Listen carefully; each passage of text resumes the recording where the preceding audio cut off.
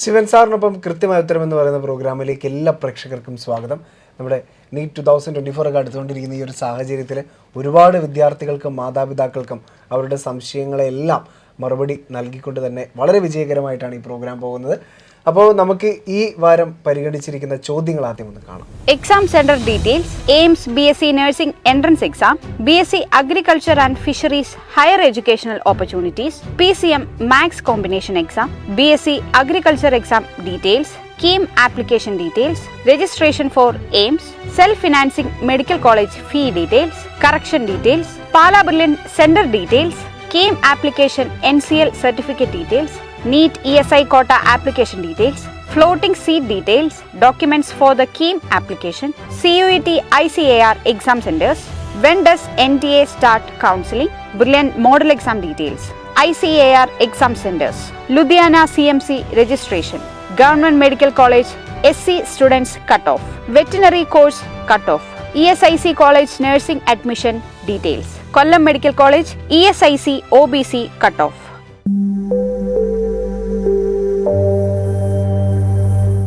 Sir, ഈ വാരം common ആയിട്ട് വന്നിരിക്കുന്ന ഒരു ചോദ്യം എന്ന് പറയുന്നത് കീമിനെ കുറിച്ചിട്ടുള്ള അപ്ഡേഷൻ ഇവിടം വരെയായി. കേരള മെഡിക്കൽ നീറ്റ് പോലെ തന്നെ പ്രാധാന്യം അർഹിക്കുന്നു. കഴിഞ്ഞ തവണ മാർച്ച് 10 തന്നെ നോട്ടിഫിക്കേഷൻ വരികയും ചെയ്തതാണ്. അതെ. അപ്പോൾ കീമിനെ കുറിച്ച് ഇപ്പോൾ കിട്ടിയിരിക്കുന്ന നിലവിലൊരു അപ്ഡേഷൻ അനുസരിച്ച് എന്തൊക്കെ നമുക്ക് പ്രേക്ഷകരോട് പറയാൻ പറ്റും? നീറ്റ് 2024 നമ്മുടെ കേരളത്തിൽ നിന്ന് 1,44,000 കുട്ടികളാണ് അപ്ലൈ ചെയ്തിരിക്കുന്നത്.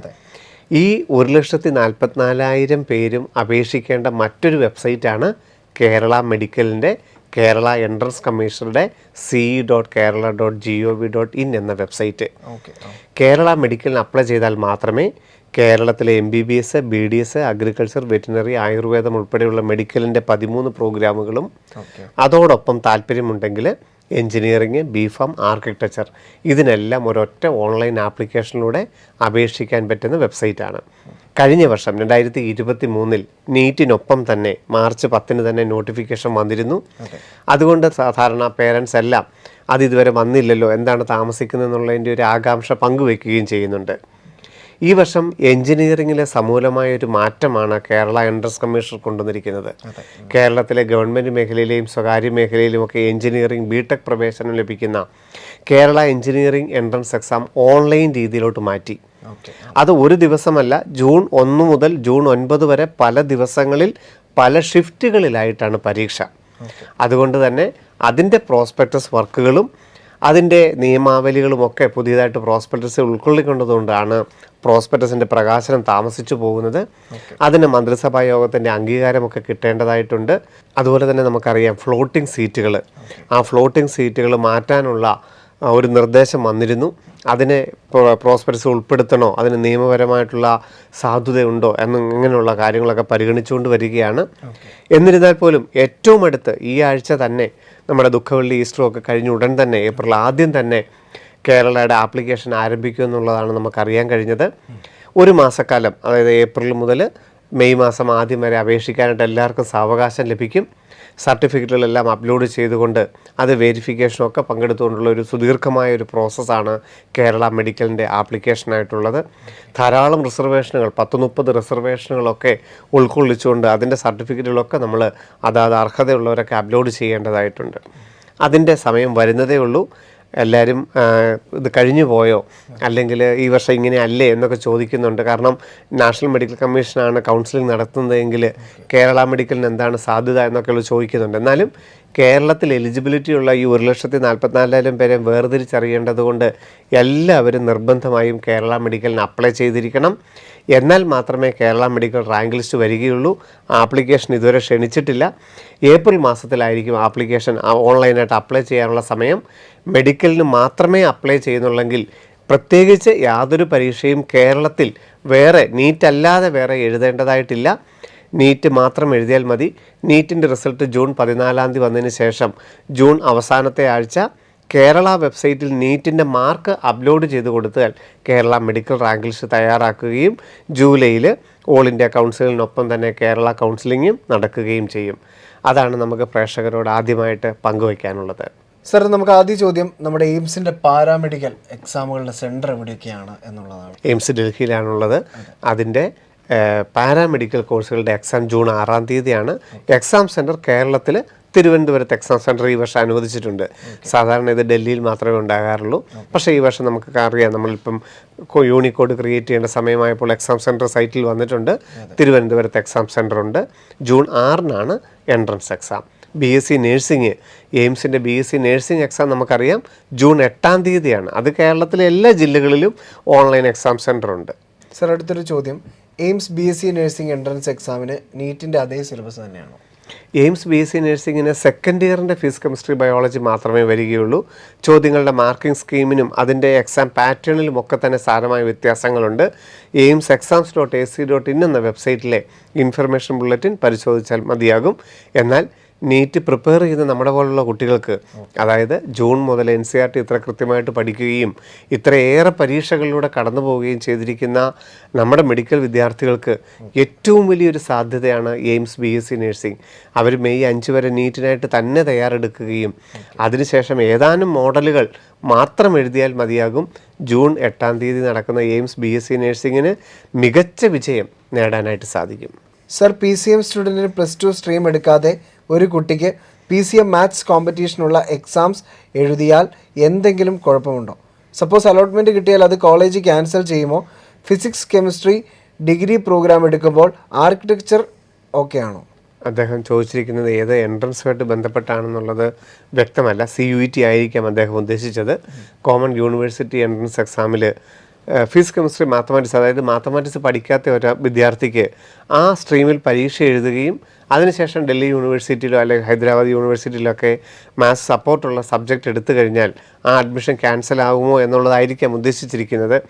എന്തായിരുന്നാലും BTech പ്രോഗ്രാമുകളോ അല്ലെങ്കിൽ മാത്തമാറ്റിക്സ് മാത്രം വേണ്ട സബ്ജക്റ്റുകളുണ്ട്. ഇപ്പം ഡൽഹി യൂണിവേഴ്സിറ്റിയിലെയൊക്കെ ചില സ്ട്രീമുകളിൽ അവിടെയൊക്കെ നമുക്ക് +2 പഠിച്ചിട്ടില്ലാത്തൊരു സബ്ജക്റ്റ് നമ്മൾ പരീക്ഷ എഴുതിയിട്ട് ചെന്ന് കഴിഞ്ഞാൽ തീർച്ചയായിട്ടും അഡ്മിഷൻ ക്യാൻസലായി പോകും.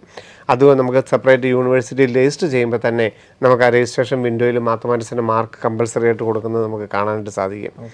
അതുകൊണ്ട് +2 പഠിക്കാത്ത ഒരു സബ്ജക്റ്റ് ദയവായിട്ട് എഴുതിയിട്ട് നിങ്ങൾ CUET വഴിയുള്ള പ്രവേശനം ആഗ്രഹിക്കരുത്. മിക്ക കോളേജുകളിലും അല്ലെ മിക്ക യൂണിവേഴ്സിറ്റികളിലും ഏതെങ്കിലും ഡൊമൈൻ സബ്ജക്റ്റ് എന്ന് പറഞ്ഞിട്ടുണ്ട്. 99% സീറ്റും അങ്ങനെയാണ്. അതിൽ നിങ്ങൾക്ക് കുഴപ്പമില്ല. ഇപ്പോൾ BSc അഗ്രികൾച്ചർ നിങ്ങൾക്ക് ICR എടുക്കണമെങ്കിലോ 3 ഡൊമൈൻ സബ്ജക്റ്റ് മതി. ഫിസിക്സ് കെമിസ്ട്രി മാത്സ്, അല്ലെങ്കിൽ ഫിസിക്സ് കെമിസ്ട്രി ബയോളജി, അല്ലെങ്കിൽ കെമിസ്ട്രി ബയോളജി അഗ്രികൾച്ചർ. അഗ്രികൾച്ചർ പരീക്ഷ എഴുതുന്ന ആർക്കേ പറ്റുള്ളൂ? VHSCയിൽ അഗ്രികൾച്ചർ പഠിച്ചവർക്കേ അഗ്രികൾച്ചറിൻ്റെ പരീക്ഷ എഴുതാൻ സാധിക്കുകയുള്ളൂ. പക്ഷേ ഫിസിക്സ് കെമിസ്ട്രി ബയോളജി പഠിച്ചു കഴിഞ്ഞാൽ, ഫിസിക്സ് കെമിസ്ട്രി ബയോളജിയുടെ പരീക്ഷ എഴുതി കഴിഞ്ഞാൽ അഗ്രികൾച്ചറിന് പ്രവേശനം കിട്ടും. അപ്പോൾ +1 +2 എന്ത് പഠിച്ചു എന്നുള്ളതിന് വലിയ പ്രാധാന്യമുണ്ട്. സർ, BSc അഗ്രികൾച്ചർ, ഫിഷറീസ് ഇവ കഴിഞ്ഞുള്ള സാധ്യതകളെക്കുറിച്ചും ഹയർ സ്റ്റഡീസിനെ കുറിച്ചും ഒന്ന് പറയാമോ? അതായത് നമുക്ക് മെയ് 5-ാം തീയതി നീറ്റ് എക്സാം നടക്കുകയും അതിനുശേഷം ജൂൺ ജൂലൈ മാസങ്ങളിലാണ് നമ്മൾ വിവിധ വെബ്സൈറ്റുകൾ വഴി അപ്ലൈ ചെയ്തിട്ട് വിവിധ കോഴ്സുകൾ തിരഞ്ഞെടുക്കുന്നത്. ഇപ്പോൾ MBBSഉം BDSഉം അല്ലെങ്കിൽ അഗ്രികൾച്ചർ, വെറ്റിനറി, ആയുർവേദം പോലുള്ള കോഴ്സുകൾ തിരഞ്ഞെടുക്കേണ്ട സമയം ജൂൺ ജൂലൈ ഓഗസ്റ്റ് മാസങ്ങളിലാണ്. ഈ സമയത്ത് ബുള്ളിൻ്റെ യൂട്യൂബ് ചാനൽ വഴി ജോബി സാറുമായിട്ടുള്ള പ്രത്യേക ഇൻ്റർവ്യൂകളെല്ലാം നമ്മൾ ഉൾക്കൊള്ളിക്കാറുണ്ട്. ഓരോ കോഴ്സുകളെക്കുറിച്ചും അതിനകത്ത് പഠിപ്പിക്കുന്ന സബ്ജക്റ്റുകൾ എന്താണ്, ആരാണിത് പഠിക്കേണ്ടത്, എന്താണ് ഇതിൻ്റെ സാധ്യതകൾ. ഇപ്പോൾ കഴിഞ്ഞ വർഷത്തെ വീഡിയോ നിങ്ങൾക്ക് നോക്കിക്കഴിഞ്ഞാൽ ബുള്ളൻ പാലയുടെ നീറ്റ് ചാനലിനകത്തുണ്ട്. അഗ്രികൾച്ചറിനെ കുറിച്ചും എല്ലാ കോഴ്സുകളെക്കുറിച്ചുള്ള ഹയർ എഡ്യൂക്കേഷൻ സാധ്യതകളുണ്ട്. ഈ ജൂൺ മുതൽ വീണ്ടും ഓരോ കോഴ്സുകളെക്കുറിച്ചും അതിൻ്റെ സാധ്യതകളെക്കുറിച്ചും കൃത്യമായ വിലയിരുത്തലുകളും ഈ ഓരോ മാർക്ക് കിട്ടുന്നതനുസരിച്ച് നിങ്ങൾ ഏത് കോളേജ്, ഏത് കോഴ്സാണ് തിരഞ്ഞെടുക്കേണ്ടതെന്നുള്ള കൃത്യമായ അവലോകനങ്ങൾ ജോബി സാറുമായിട്ട് ഷെയർ ചെയ്തുകൊണ്ടുള്ള വീഡിയോകൾ അപ്ലോഡ് ചെയ്യുന്നതാണ്. സർ, BSc അഗ്രികൾച്ചർ കിട്ടാൻ നാം ഏതൊക്കെ എക്സാം എഴുതണം? നീറ്റ്, CUET, പിന്നെ ഏതാണ്? നമുക്ക് ഇപ്പോൾ നിലവിൽ 2 എക്സാമിനെ കുറിച്ച് നിങ്ങൾ ചിന്തിച്ചാൽ മതിയാകും. ഒന്ന്, കേരളത്തിൽ നമുക്കറിയാം 4 അഗ്രികൾച്ചർ കോളേജിലെ 85% സീറ്റും നീറ്റിൻ്റെ മാർക്കിനെ അടിസ്ഥാനപ്പെടുത്തി തയ്യാറാക്കുന്ന കേരള മെഡിക്കൽ റാങ്ക് ലിസ്റ്റിൽ നിന്നാണ്. 15% ICARൻ്റെ CUETയുടെ നിങ്ങളുടെ ഫിസിക്സ് കെമിസ്ട്രി മാത്തമാറ്റിക്സ് അല്ലെങ്കിൽ ഫിസിക്സ് കെമിസ്ട്രി ബയോളജിയുടെ പെർസെൻറ്റേജ് സ്കോർ അനുസരിച്ച് തയ്യാറാക്കുന്ന റാങ്ക് ലിസ്റ്റിൽ നിന്നും ലഭിക്കും. കേരളത്തിൽ അഗ്രികൾച്ചർ കിട്ടാനായിട്ട് കഴിഞ്ഞ തവണ നമുക്കറിയാം ഒരു 500 മാർക്കെങ്കിലും കിട്ടിയിട്ടുണ്ടെങ്കിൽ കേരളത്തിൽ നീറ്റ് വെച്ചിട്ട് ഈ അഗ്രികൾച്ചർ കോളേജിൽ പ്രവേശനം കിട്ടിയിട്ടുണ്ട്. ഏതാണ്ട് 98% സ്കോറെങ്കിലും ലഭിച്ചിട്ടുണ്ടെങ്കിൽ CUET വെച്ചിട്ട് നിങ്ങൾക്ക് അഗ്രികൾച്ചറിന് പ്രവേശനം കിട്ടിയിട്ടുണ്ട്. ഇതല്ലാതെ നിങ്ങൾക്ക് പിന്നെ ഡീംഡ് കോളേജുകളിലും പ്രൈവറ്റ് കോളേജുകളിലുമൊക്കെയാണ് അഗ്രികൾച്ചർ ഉള്ളത്. പക്ഷേ നന്നായിട്ട് തയ്യാറെടുത്തൊരു കുട്ടിയെ സംബന്ധിച്ചോളം നീറ്റും CUT മാത്രം അപേക്ഷിച്ചാൽ മതിയാകും. സാർ, അടുത്തൊരു ചോദ്യം. ബർത്ത് സർട്ടിഫിക്കറ്റിൽ അഡ്രസ് കോളത്തിൽ നിൽ എന്നാണ് കൊടുത്തിരിക്കുന്നത്. ഇത് കീം അപ്ലൈ ചെയ്യുമ്പോൾ നേറ്റിവിറ്റിക്ക് എന്തെങ്കിലും പ്രോബ്ലം ഉണ്ടാകുമോ? കേരള മെഡിക്കലിന് അല്ലെ കേരളത്തിലെ എഞ്ചിനീയറിങ്ങിനൊക്കെ കീം 2024 അപ്ലൈ ചെയ്യുമ്പോൾ ഏറ്റവും പ്രധാനപ്പെട്ട ഒരു സർട്ടിഫിക്കറ്റാണ് നേറ്റിവിറ്റി സർട്ടിഫിക്കറ്റ്. അതായത് കേരളത്തിൽ ജന്മസ്ഥലം കാണിക്കുന്ന രേഖ.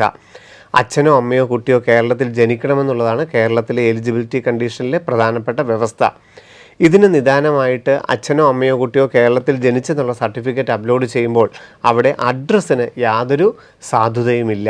അതായത് താങ്കളുടെ ബർത്ത് സർട്ടിഫിക്കറ്റിൽ കേരളത്തിൽ ജന്മസ്ഥലം കാണിക്കണം, പ്ലേസ് ഓഫ് ബർത്ത് എന്നുള്ളത് കേരളത്തിലുണ്ടായിരിക്കണം എന്നു മാത്രമേ ഉള്ളൂ. അതിനകത്ത് കേരളത്തിലെ അഡ്രസ്സ് ഉണ്ടായിരിക്കണമെന്ന് യാതൊരു വ്യവസ്ഥയുമില്ല. സർ, അടുത്തൊരു ചോദ്യം. For the final registration for AIIMS, I am studying in Kuwait. I can apply for state name. There is also no other options mentioned. Please reply. അതായത് എയിംസ് BSc നഴ്സിങ്ങിനോ എയിംസ് പാരാമെഡിക്കൽ കോഴ്സുകൾക്കോ നമ്മൾ eimsexams.ac.in എന്ന website വഴി apply ചെയ്യുമ്പോൾ നമ്മളുടെ യൂണിക്കോഡൊക്കെ create ചെയ്ത് കഴിഞ്ഞിട്ട് ഏറ്റവും അവസാന സ്റ്റെപ്പിൽ ചെല്ലുമ്പോൾ അക്കാഡമിക് ഡീറ്റെയിൽസിനകത്ത് +1 +2 എവിടെയാണ് പഠിച്ചത്, ഏത് സ്റ്റേറ്റിലാണ് പഠിച്ചതെന്നുള്ള ചോദ്യമുണ്ട്. അവിടെ ഇന്ത്യയിലെ സംസ്ഥാനങ്ങളുടെ മാത്രം പേരുകളേ ഉള്ളൂ. അതേഴ്സ് എന്നോ ഔട്ട്സൈഡ് ഇന്ത്യ എന്നോ ഒരു ചോദ്യമില്ല. അതാണ് ഇദ്ദേഹം പ്രേക്ഷകൻ ചോദിച്ചിരിക്കുന്നത്. അപ്പോൾ നമ്മൾ കോൺടാക്റ്റ് ചെയ്തപ്പോൾ പെർമനൻ്റ് അഡ്രസ്സ് എവിടെയാണോ അതിൻ്റെ സ്റ്റേറ്റ് കൊടുക്കാനാണ് അവർ പറഞ്ഞത്. അതുകൊണ്ട് നിങ്ങൾ കേരളത്തിലാണ് നിങ്ങളുടെ പെർമനൻ്റ് അഡ്രസ്സ് എങ്കിൽ കേരള എന്ന് കൊടുത്താൽ മതിയാകും. സർ, കീമിന് അപ്ലൈ ചെയ്യുമ്പോൾ നേറ്റിവിറ്റിയും ഡേറ്റ് ഓഫ് ബർത്ത് പ്രൂഫിനും പാസ്പോർട്ട് യൂസ് ചെയ്യാമോ? തീർച്ചയായിട്ടും. നമുക്ക് കേരള കീം 2024 ഏറ്റവും പ്രധാനപ്പെട്ട ഡോക്യുമെൻ്റാണ് നേറ്റിവിറ്റി. നമ്മളിപ്പോൾ പറഞ്ഞു കഴിഞ്ഞേ ഉള്ളൂ. കേരളത്തിൽ ജന്മസ്ഥലം കാണിക്കുന്ന രേഖയായിട്ട് കുട്ടിയുടെ പാസ്പോർട്ടും ഡേറ്റ് ഓഫ് ബർത്തിൻ്റെ പ്രൂഫിനായിട്ട് വീണ്ടും കുട്ടിയുടെ അതേ പാസ്പോർട്ടിൻ്റെ ഇമേജ് തന്നെ, അതായത് ഒറ്റ ഫയൽ തന്നെ 2 കോളത്തിലും അപ്ലോഡ് ചെയ്തുകൊണ്ട് നമുക്ക് ആപ്ലിക്കേഷൻ്റെ മുന്നോട്ട് പോകാനായിട്ട് സാധിക്കും. സർ, അടുത്തൊരു ചോദ്യം. OEC സർട്ടിഫിക്കറ്റ് ഉണ്ടെങ്കിൽ BDSന് സെൽഫ് ഫിനാൻസിങ് കോളേജിൽ ഫീസ് കൊടുക്കണമോ? എത്ര മാർക്ക് വേണം? OEC എന്ന് പറയുന്നത് നമുക്കറിയാം, ബാക്ക്വേർഡ് ഹിന്ദു വിഭാഗത്തിലും ധീവര വിഭാഗത്തിലും ബാക്ക്വേർഡ് ക്രിസ്ത്യൻ വിഭാഗത്തിലെ ചില വിഭാഗങ്ങളൊക്കെയാണ് OECയിൽ ഉൾപ്പെടുത്തിയിരിക്കുന്നത്. അതായത് 6 ലക്ഷത്തിൽ താഴെ വരുമാനമാണെങ്കിൽ ചില വിഭാഗങ്ങളെ, അതായത് 30ഓളം കാറ്റഗറികളെ OEC അതർ എലിജിബിൾ കമ്മ്യൂണിറ്റിയിൽ ഉൾപ്പെടുത്തിയിട്ടുണ്ട്. ഇവർ കേരളത്തിൽ ഏത് കോഴ്സ് പഠിച്ചു കഴിഞ്ഞാലും യാതൊരുവിധ ട്യൂഷൻ ഫീസും കൊടുക്കേണ്ടതായിട്ടില്ല. ഗവൺമെൻറ് BDSO സ്വകാര്യ സെൽഫ് ഫിനാൻസിങ് കോളേജുകളിലെ BDSO പഠിച്ചാലും ട്യൂഷൻ ഫീസ് അടയ്ക്കേണ്ടതായിട്ടില്ല. സ്വകാര്യ മെഡിക്കൽ കോളേജുകളിലെ ദന്തലിന് ഏതാണ്ട് 3.25 3.25 ലക്ഷം രൂപയാണ് BDSൻ്റെ സെൽഫ് ഫിനാൻസിങ് ഫീസ്. പക്ഷേ ഒരു OEC കാൻഡിഡേറ്റ് 1 രൂപ പോലും ട്യൂഷൻ ഫീസ് കൊടുക്കേണ്ടതായിട്ടില്ല. അവിടുത്തെ ചിലവുകൾ, ഹോസ്റ്റൽ ഫീസ്, ഫുഡ് ആൻഡ് അക്കോമഡേഷന്, സ്റ്റഡി മെറ്റീരിയൽ, അങ്ങനെയുള്ള കാര്യത്തിന് ഫീസ് അടയ്ക്കേണ്ടതായിട്ട് വരും. ചെറിയൊരു എമൗണ്ട് അടയ്ക്കേണ്ടതായിട്ട് വരുമെന്ന് മാത്രമേ ഉള്ളൂ. ഏതാണ്ട് മാർക്ക് പറയുകയാണെങ്കിൽ ഗവൺമെൻറ് മേഖലയിൽ 550 മാർക്കൊക്കെ ഉണ്ടെന്നുണ്ടെങ്കിൽ നമുക്ക് ഗവൺമെൻറ് BDSന് കിട്ടും. ഒരു 200-250 മാർക്കുണ്ടെങ്കിൽ പോലും സെൽഫ് ഫിനാൻസിങ് BDSന് OEC വിഭാഗത്തിന് ട്യൂഷൻ ഫീസ് ഇല്ലാതെ പഠിക്കാൻ പറ്റുന്ന ഒരു കോളേജിൽ പ്രവേശനം ഉറപ്പാക്കാൻ സാധിക്കും. Sir, my fathers name with initial is in Aadhaar card but without initial in 10th CBSE mark list. I had given according to my updated Aadhaar card. Sir, does I need to change it according to the 10th mark list? നമുക്ക് ഏറ്റവും പ്രധാനപ്പെട്ട നമ്മൾ എന്താണ് ചിന്തിക്കേണ്ടത്? 2 കാര്യങ്ങളാണ്. ഒന്ന്, എക്സാമിന് പോകുമ്പോൾ നമ്മൾ അപ്ലൈ ചെയ്തിരിക്കുന്ന അതേ പേരും അതേ ഡേറ്റ് ഓഫ് ബർത്തും ഉള്ളൊരു പ്രൂഫ് നമ്മളുടെ കയ്യിൽ ഉണ്ടാവണം. അതാണല്ലോ ആദ്യത്തെ പരിഗണന. അതുകൊണ്ട് നമ്മൾ അപ്ലൈ ചെയ്തിരിക്കുന്നത് എങ്ങനെയാണോ അതുപോലത്തെ ഒരു വാലിഡ് ID പ്രൂഫ് നമ്മളിൽ ഉണ്ടാവണം.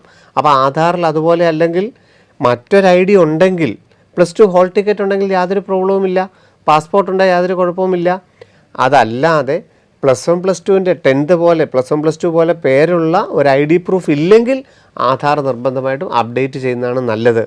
ഇതൊന്നും അല്ലെങ്കിലും എന്താണെങ്കിലും നമുക്ക് 10th +2 ആണ് ഫോളോ ചെയ്യേണ്ടത് പിന്നീട് അങ്ങോട്ടുള്ള ഏതൊരു സമയത്തും. അതുകൊണ്ട് ആധാർ അപ്ഡേറ്റ് ചെയ്ത് 10th 12th പോലെ ആക്കുന്നതാണ് ഏറ്റവും നല്ലത്. പാലാ ബെർലിൻ്റെ Doha centre any chance to open this year?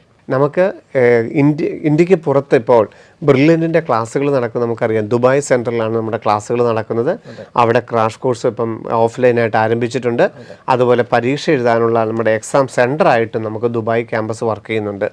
അടുത്തായിട്ട് നമ്മൾ ഖത്തറിലാണ് നമ്മളുടെ അടുത്ത ലോഞ്ചിങ് വരുന്നത്. ഖത്തറിൽ പക്ഷേ നമ്മളൊരു +2 ശേഷമുള്ള ഒരു റിപ്പീറ്റേഴ്സ് ബാച്ചായിട്ട് നമ്മളിപ്പം ആരംഭിക്കാനായിട്ട് ഉദ്ദേശിക്കുന്നില്ല. പകരം നമ്മളുടെ ഫൗണ്ടേഷൻ പ്രോഗ്രാമുകൾ 9-10 കുട്ടികൾക്ക് അതുപോലെ +1 +2 പഠനമൊക്കെയാണ് ഖത്തറിൽ നമ്മൾ പ്ലാൻ ചെയ്യുന്നത്.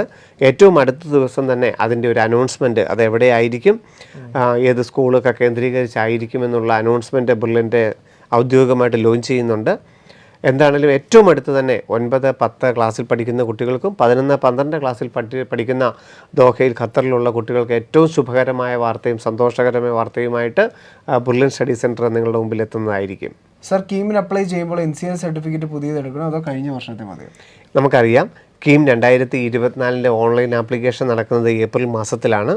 അപ്പം അപേക്ഷിക്കുന്ന സമയത്ത് വാലിഡ് ആയിരിക്കണമെന്നുള്ള നിബന്ധനയുണ്ട്. അപ്പം കഴിഞ്ഞ വർഷം എടുത്തു എന്ന് പറഞ്ഞു കഴിഞ്ഞാൽ അത് ഏത് സമയത്താണെന്നുള്ളതിന് ഇവിടെ പ്രസക്തിയില്ല, കാരണം പറഞ്ഞിട്ടില്ല. നമുക്ക് ഈ സർട്ടിഫിക്കറ്റിൻ്റെ ആ ഡേറ്റ് മുതൽ, സർട്ടിഫിക്കറ്റ് എടുത്ത ഡേറ്റ് മുതൽ കൃത്യം 1 വർഷമേ ഇതിന് വാലിഡിറ്റി ഉള്ളൂ. അതുകൊണ്ട് താങ്കൾ എടുത്ത സർട്ടിഫിക്കറ്റിന് ഏപ്രിൽ മാസത്തിൽ വാലിഡിറ്റി ഉണ്ടെങ്കിൽ അത് അപ്ലോഡ് ചെയ്താൽ മതിയാകും. അതല്ല എന്നുണ്ടെങ്കിൽ പുതിയതായിട്ട് എടുക്കണം. എന്തായിരുന്നാലും ഈ 2 കാര്യങ്ങളാണ് നമ്മൾ ഓർത്തിരിക്കേണ്ടത്. ഒന്ന്, കേരള മെഡിക്കലിന് അപ്ലൈ ചെയ്യുമ്പോൾ നമ്മൾ അപേക്ഷിക്കുന്ന സമയത്താണ് സർട്ടിഫിക്കറ്റിന് വാലിഡിറ്റി ഉണ്ടാകേണ്ടത്. രണ്ടാമത്തത്, ഇൻകം സർട്ടിഫിക്കറ്റിനും നോൺ ക്രിമിലെയർ സർട്ടിഫിക്കറ്റിനുമാണ് 1 വർഷത്തെ വാലിഡിറ്റി ഉള്ളത്. അത് എന്നാണോ നിങ്ങൾ അക്ഷയ കേന്ദ്രത്തിൽ നിന്നോ വില്ലേജ് ഓഫീസിൽ നിന്നോ നേരിട്ട് സർട്ടിഫിക്കറ്റ് മേടിച്ചത്, ആ ദിവസം തൊട്ട് 1 വർഷമാണ് ഈ 2 സർട്ടിഫിക്കറ്റിൻ്റെയും വാലിഡേഷൻ പീരീഡ്. സർ, നീറ്റ് ആപ്ലിക്കേഷനിൽ ESI കോട്ട അഡ്മിഷൻ ആണെന്ന് പറയുന്നുണ്ടോ? അതായത് നമുക്കറിയാം, നമ്മൾ കഴിഞ്ഞ എപ്പിസോഡുകളിലൊക്കെ നമ്മൾ പറഞ്ഞിരുന്നു, ഇന്ത്യയിൽ 11 ESI മെഡിക്കൽ കോളേജാണുള്ളത്. അവിടെ 35% സീറ്റുകൾ, 456 MBBS സീറ്റുകൾ, 28 BDS സീറ്റുകൾ നീറ്റ് 2024 റാങ്ക് അനുസരിച്ച് ESI IP വാർഡുകൾക്ക് മാത്രമായി മാറ്റിവെച്ചിട്ടുണ്ട്. അതിന് നീറ്റുമായിട്ട് യാതൊരു ബന്ധവുമില്ല. നീറ്റ് എന്ന് പറയുന്നത് മെയ് 5 നടക്കുന്ന ഒരു പരീക്ഷ മാത്രമാണ്. അതിന് ESIയുമായിട്ട് എന്ത് ബന്ധമാണുള്ളത്? നമുക്ക് ഓൾ ഇന്ത്യ കൗൺസിലിങ്ങിൽ mcc.nic.in എന്ന വെബ്സൈറ്റിൽ അപ്ലൈ ചെയ്യുമ്പോഴാണ് ESI അവിടെ വരുന്നത്. അതുകൊണ്ട് മെയ് 5 നീറ്റ് എക്സാമിന് ശേഷമാണ് ESIയുടെ വെബ്സൈറ്റ് ഓപ്പൺ ചെയ്യുന്നതും IP സർട്ടിഫിക്കറ്റ് ഡൗൺലോഡ് ചെയ്യുന്നതും ഓൾ ഇന്ത്യ കൗൺസിലിൽ നമ്മൾ ESIയുടെ മെഡിക്കൽ കോളേജുകൾ ഓപ്ഷനിൽ ഉൾപ്പെടുത്തുന്നതും. നീറ്റും ESIയുമായിട്ട് യാതൊരു ബന്ധവുമില്ല. ESI അഡ്മിഷന് വേണ്ടി നീറ്റിൻ്റെ ഓൾ ഇന്ത്യ റാങ്കാണ് എടുക്കുന്നതെന്ന് മാത്രമേ ഉള്ളൂ. അതുകൊണ്ടാണ് നീറ്റിൻ്റെ ആപ്ലിക്കേഷനിൽ ESI എന്നൊരു ചോദ്യം കടന്നു വരാത്തത്. സർ, കീമിന് അപ്ലൈ ചെയ്യാൻ എന്തൊക്കെ ഡോക്യുമെൻറ്റ്സ് ആണ് നമുക്ക് വേണ്ടത്? കേരള മെഡിക്കലിന് അപ്ലൈ ചെയ്യുമ്പോൾ ഏറ്റവും പ്രധാനപ്പെട്ട കാര്യങ്ങൾ എന്തൊക്കെയാണ്? ഫോട്ടോയും സിഗ്നേച്ചറും എല്ലാവരും അപ്ലോഡ് ചെയ്യണം. കേരളത്തിൽ ജന്മസ്ഥലം കാണിക്കുന്ന രേഖ എല്ലാവരും അപ്ലോഡ് ചെയ്യണം. ഡേറ്റ് ഓഫ് ബർത്ത് പ്രൂവ് ചെയ്യുന്ന രേഖ എല്ലാവരും അപ്ലോഡ് ചെയ്യണം. 10ാം ക്ലാസ്സിൻ്റെ മാർക്ക് ലിസ്റ്റ് എല്ലാവരും അപ്ലോഡ് ചെയ്യണം. ഇതാണ് എല്ലാവരും ചെയ്യേണ്ടത്. ഇൻകം സർട്ടിഫിക്കറ്റ് നിർബന്ധമാണോ? യാതൊരു തരത്തിലും ഇൻകം സർട്ടിഫിക്കറ്റ് നിർബന്ധമല്ല, എല്ലാവരും അപ്ലോഡ് ചെയ്യേണ്ടതായിട്ടില്ല. എന്നാൽ OEC വിഭാഗം നിർബന്ധമായും ഇൻകം സർട്ടിഫിക്കറ്റ് അപ്ലോഡ് ചെയ്തിരിക്കണം. OBC നോൺ ക്രിമിലെയർ വിഭാഗം, EWS വിഭാഗം, SC വിഭാഗം, ST വിഭാഗം എന്നിവ ഇൻകം സർട്ടിഫിക്കറ്റ് അപ്ലോഡ് ചെയ്യണമെന്ന നിബന്ധനയില്ല. യാതൊരു തരത്തിലും അവർക്ക് ഇൻകം സർട്ടിഫിക്കറ്റ് വേണ്ടതില്ല. ഇൻകം സർട്ടിഫിക്കറ്റ് അപ്ലോഡ് ചെയ്തതെന്ന് വിചാരിച്ച് യാതൊരു കുഴപ്പവുമില്ല, നിർബന്ധമല്ല എന്ന് മാത്രമേ ഞാൻ പറഞ്ഞുള്ളൂ. എന്നാൽ എഞ്ചിനീയറിംഗ് വിഭാഗത്തിൽ വരുമാനം കുറവുള്ള കുട്ടികൾക്ക് ഫീസ് വേവർ സ്കീമുണ്ട്. ഗവൺമെൻറ് ഫീസിൽ പഠിക്കാം. സ്വകാര്യ കോളേജുകളിലാണെങ്കിലും ഫീസ് വളരെ കുറഞ്ഞ് പഠിക്കാനുള്ള സാധ്യത എഞ്ചിനീയറിംഗ് വിഭാഗത്തിലും BPharm വിഭാഗത്തിലുമുണ്ട്. അതുകൊണ്ട് എഞ്ചിനീയറിങ്ങിനും BPharmനും അപ്ലൈ ചെയ്യുന്ന വിദ്യാർത്ഥികൾ, വരുമാനം കുറവുള്ള വിദ്യാർത്ഥികൾ ഇൻകം സർട്ടിഫിക്കറ്റ് അപ്ലോഡ് ചെയ്യുന്നതാണ് നല്ലത്. കേരള മെഡിക്കലും ഇൻകം സർട്ടിഫിക്കറ്റുമായിട്ട് ബന്ധമില്ല. ഇതല്ലാത്ത ബാക്കിയുള്ള സർട്ടിഫിക്കറ്റുകൾ, ഇപ്പോൾ OBC NCL, SC certificate, ST certificate, reservation, minority സർട്ടിഫിക്കറ്റുകൾ, NRI സർട്ടിഫിക്കറ്റുകൾ, അങ്ങനെയുള്ള ധാരാളം സ്പെഷ്യൽ റിസർവേഷനുകൾ അതല്ലാതെ ഉണ്ട്. എല്ലാവരും അപ്ലോഡ് ചെയ്യേണ്ടത് നമ്മൾ ആദ്യം പറഞ്ഞ 5 കാര്യങ്ങൾ തന്നെയാണ്. Sir, by when does NTA start counselling? National testing agency counselling ആരംഭിക്കുന്നത് എന്നാണെന്നാണ് ചോദിച്ചിരിക്കുന്നത്. നാഷണൽ ടെസ്റ്റിംഗ് ഏജൻസി പരീക്ഷ നടത്തുന്ന ഒരു ഏജൻസിയാണ്. ഇന്ത്യയിലെ ദേശീയ നിലവാരത്തിലുള്ള ധാരാളം പരീക്ഷകൾ നടത്തുന്നൊരു സ്ഥാപനമാണ് NTA. ഈ നീറ്റിനെ സംബന്ധിച്ചിടത്തോളം മെയ് 5-ാം തീയതി നീറ്റ് നടത്തുകയും ജൂൺ 14-ാം തീയതി നീറ്റിൻ്റെ റിസൾട്ട് പ്രഖ്യാപിക്കുകയും അതിൻ്റെ ഡേറ്റാബേസ് എല്ലാ സംസ്ഥാനങ്ങൾക്കും MCCക്കും അയച്ചു കൊടുക്കുന്നതോടുകൂടി, അതായത് നീറ്റിൻ്റെ റിസൾട്ട് പ്രഖ്യാപിക്കുന്നതോടുകൂടി NTA നാഷണൽ ടെസ്റ്റിംഗ് ഏജൻസിയുടെ റോൾ അവസാനിക്കുകയാണ്. പിന്നെ അവർക്ക് യാതൊരു തരത്തിലും നീറ്റുമായിട്ട് ബന്ധമില്ല. All India counselling, all India quota, AIIMS, JIPMER, ESI, deemed ഇവയൊക്കെ mcc.nic.in എന്ന വെബ്സൈറ്റിൽ ജൂലൈ ആദ്യത്തെ ആഴ്ച ആരംഭിക്കും. കേരളത്തിലെ മെഡിക്കൽ കൗൺസിലിങ്ങും എഞ്ചിനീയറിംഗ് കൗൺസിലും എല്ലാം ജൂലൈയിൽ തന്നെ ആരംഭിക്കും. ഓൾ ഇന്ത്യ കൗൺസിലിനൊപ്പമാണോ അതിന് ശേഷമാണോ എന്നുള്ളത് പിന്നീട് നമുക്ക് അറിയാൻ സാധിക്കും. സർ, അടുത്ത ചോദ്യം. Sir, how important is Berlin model exams for final NEET? If I attended all model exams, how beneficial will it be for a kid scoring around? നമുക്ക് എന്താണ് മോഡൽ എക്സാമുകളുടെ പ്രാധാന്യം, അതായത് എന്തിനാണ് ബെർലിൻ്റെ ഇത്ര വർഷവുമായിട്ടും ഈ രീതിയിലുള്ളൊരു പാക്കേജ് മെഡിക്കൽ വിഭാഗത്തിൽ ഉൾക്കൊള്ളിച്ചിരിക്കുന്നതെന്ന് പലർക്കും സംശയമുണ്ടാകും. അതായത് നമ്മൾ ജൂൺ മുതൽ തുടങ്ങുന്ന ക്ലാസ്സുകൾ NCERTയിൽ അധിഷ്ഠിതമായിട്ടുള്ള ക്ലാസ്സുകൾ തന്നെയല്ലേ ഈ സമയവും എടുക്കേണ്ടത്? കാരണം ചാപ്റ്ററുകളെ ഏറ്റവും നന്നായിട്ട് അരച്ച് കലക്കി കുട്ടികൾക്ക് പറഞ്ഞു കൊടുക്കുകയല്ലേ മെഡിക്കൽ കിട്ടാൻ എളുപ്പമെന്ന് സാധാരണഗതിയിൽ എല്ലാവരും ചോദിക്കാറുണ്ട്. പക്ഷേ ബെർലിൻ്റെ ഒരു സിസ്റ്റമാറ്റിക് ആയിട്ടുള്ള സ്കീം 40 വർഷമായിട്ട് ഏതാണ്ട് മെഡിക്കൽ വിഭാഗത്തിലെ 85% കുട്ടികളല്ലേ 90% മലയാളികളെ നമുക്ക് ഡൽഹി ഉൾപ്പെടെയുള്ള എല്ലാ കോളേജുകളിലും എത്തിക്കാൻ സാധിച്ചിട്ടുണ്ടെങ്കിൽ ആ വിജയത്തിൻ്റെ പിന്നിൽ ഏറ്റവും പ്രധാന ഘടകമായി ബെർലിൻ മാനേജ്മെൻറ്റ് കാണുന്നത് ബെർലിൻ്റെ ഈ എക്സാം പാറ്റേൺ ആണ്. അതായത് കൃത്യമായിട്ടും 6 മാസം കൊണ്ട് NCERTയുടെ മുഴുവൻ ചാപ്റ്ററുകളും ഓഫ്ലൈനായിട്ട് തന്നെ ക്ലാസ് റൂമുകളിൽ എടുത്തു കൊടുക്കുകയും അത് ഓരോ ആഴ്ചയിലും വീക്കിലി എക്സാമുകളും യൂണിറ്റ് എക്സാമുകളും നടത്തി കുട്ടികൾക്ക് എത്രത്തോളം ചാപ്റ്ററുകൾ ഹൃദ്യസ്ഥമാക്കി കൊടുത്തു. ഇതിന് ശേഷം ഈ NCERTയുടെ ഓരോ ലൈനുകളും കുട്ടികൾക്ക് വളരെ വ്യക്തമായി ഓർത്തിരിക്കത്തക്ക രീതിയിൽ ലക്ഷക്കണക്കിന് ക്വസ്റ്റ്യനുകളിലൂടെയും അതിൻ്റെ ആൻസറുകളിലൂടെയുമാണ് അടുത്ത 6 മാസം നമ്മളുടെ കുട്ടികൾ സഞ്ചരിക്കുന്നത്. ഇതിലൂടെ 2 കാര്യങ്ങളാണ് ബെർലിൻ്റെ ഉദ്ദേശിക്കുന്നത്. ഒന്ന്, ഓരോ ചാപ്റ്ററുകളും എത്രത്തോളം നമ്മൾ പഠിച്ചിട്ടുണ്ട് എന്നുള്ളത് കുട്ടിക്ക് മനസ്സിലാവണം. രണ്ടാമത്തെ കാര്യം, ഒരു ചോദ്യം കണ്ടു കഴിഞ്ഞാൽ എത്രയും പെട്ടെന്ന് അതിൻ്റെ ആൻസറിലോട്ട് എത്തുക എന്ന് പറയുന്ന ഓരോ വ്യക്തികളുടെയും കഴിവ് അവരറിയാതെ തന്നെ ഇമ്പ്രൂവ് ചെയ്യാനുള്ള ഒരു പ്രോഗ്രാമാണ് എക്സാം പാറ്റേൺ. അതായത് മെയ് 4-ാം തീയതി വരെ നമ്മൾ ചാപ്റ്ററിനെയും കൺസെപ്റ്റും തിയറിയും നന്നായി പഠിച്ച് മെയ് 5-ാം തീയതി മാത്രം പരീക്ഷയ്ക്ക് പോകുന്ന ഒരു വിദ്യാർത്ഥിയെ സംബന്ധിച്ചോളം അദ്ദേഹത്തിൻ്റെ സക്സസ് റേഷ്യോ എന്ന് പറയുന്നത് 10% മുതൽ 15% വരെ മാത്രമേ ഉള്ളൂ. എന്നാൽ ആവറേജ് ആയിട്ട് പഠിക്കുന്നൊരു കുട്ടിയാണെങ്കിൽ പോലും, ഇപ്പോൾ ഒരു 350-400 മാർക്ക് സ്ഥിരമായി കിട്ടിക്കൊണ്ടിരിക്കുന്ന കുട്ടിയാണെങ്കിൽ പോലും കൃത്യമായി എല്ലാ മോഡൽ എക്സാമുകളും എഴുതേണ്ട രീതിയിൽ എഴുതി ടൈം മാനേജ്മെൻറ്റുകളെക്കുറിച്ച് പഠിച്ച് കൃത്യമായിട്ട് എക്സാം ഹാളിൽ എന്തൊക്കെയാണ് ഇംപ്ലിമെൻറ്റ് ചെയ്യേണ്ടതെന്നുള്ളതിനെക്കുറിച്ച് വ്യക്തമായ ധാരണയുമായി നീറ്റ് എക്സാമിനെ സമീപിച്ച് കഴിഞ്ഞാൽ വളരെ നല്ലൊരു റിസൾട്ട് ഉണ്ടാക്കിയെടുക്കാനായിട്ട് ആ കുട്ടിക്ക് സാധിക്കും. കാരണം ഇത്രയധികം പരീക്ഷകളിലൂടെ കടന്നു പോകുമ്പോൾ അദ്ദേഹം അറിയാതെ അദ്ദേഹത്തിൻ്റെ ഉപബോധ മനസ്സ് ഒരു ചോദ്യം കണ്ടു കഴിഞ്ഞാൽ അതിൻ്റെ ആൻസറിൽ എത്താനുള്ള ലോജിക്ക് അത് ഓരോ കുട്ടികളുടെയും ഓരോ കഴിവ് ഓരോ രീതിയിലായിരിക്കും. അതിനെ അവരറിയാതെ തന്നെ അതിൻ്റെ പാരമ്യത്തിൽ എത്തിക്കുന്ന ഒരു പ്രോസസ്സാണ് മോഡൽ എക്സാം എന്ന് പറയുന്നത്. അപ്പം അതിൽ എത്ര മാർക്ക് കിട്ടിയെന്നുള്ളതോ അല്ലെങ്കിൽ അതിനു വേണ്ടിയിട്ട് എത്രത്തോളം ത്യാഗം സഹിക്കുന്നുള്ളതെന്നുള്ള യാതൊരു കാര്യവുമില്ല. കൃത്യമായും ഇത്രയും അധികം പരീക്ഷകളിലൂടെ കടന്നു പോകുന്ന അതിൻ്റെ എല്ലാ അർത്ഥങ്ങളും ഉപയോഗിക്കുന്ന അതിൻ്റെ മാർക്കിനും റാങ്കിനും അപ്പുറം അതിൽ നിന്ന് എന്താണ് ഉദ്ദേശിക്കുന്നതെന്ന് കൃത്യമായിട്ട് മനസ്സിലാക്കാൻ കഴിഞ്ഞാൽ, ഉദാഹരണത്തിന് എങ്ങനെയാണ് നെഗറ്റീവ് കുറയ്ക്കുന്നത്, എങ്ങനെയാണ് തെറ്റുകൾ വന്നു കഴിഞ്ഞാൽ അതെനിക്ക് പിന്നെ പഠിക്കാൻ സാധിക്കുന്നത്, എങ്ങനെയാണ് ടൈം മാനേജ് ചെയ്യുന്നത്, എങ്ങനെയാണ് OMRലോട്ട് എനിക്ക് കൃത്യമായിട്ട് എഴുതാൻ സാധിക്കുന്നത്, എന്താണ് ഏത് സബ്ജക്റ്റാണ് ഞാൻ ആദ്യം എഴുതേണ്ടത്, ഓരോ സബ്ജക്റ്റിലും പലതരത്തിലുള്ള സ്റ്റേറ്റ്മെൻറ്റ് ലെവൽ അല്ലെങ്കിൽ അസേർഷൻ റീസൺ പോലെ വളരെ സമയം കൺസ്യൂം ചെയ്യുന്ന ക്വസ്റ്റ്യൻസ് ഉണ്ടെങ്കിൽ ഞാൻ എങ്ങനെയാണ് സ്കിപ്പ് ചെയ്ത് മുമ്പോട്ട് പോകേണ്ടത്, ഒരു ക്വസ്റ്റ്യൻ്റെ ആൻസർ ഞാൻ കണ്ടെത്തി കഴിഞ്ഞാൽ അത് OMRലോട്ട് മാർക്ക് ചെയ്യാൻ എടുക്കേണ്ട സമയം എത്രയാണ്. ഇങ്ങനെ നമ്മൾ അറിയാതെ തന്നെ വളരെ സിസ്റ്റമാറ്റിക് ആയിട്ടുള്ളൊരു പാറ്റേണിലൂടെയാണ് ബെർലിൻ മോഡൽ എക്സാമുകൾ കടന്നു പോകുന്നത്.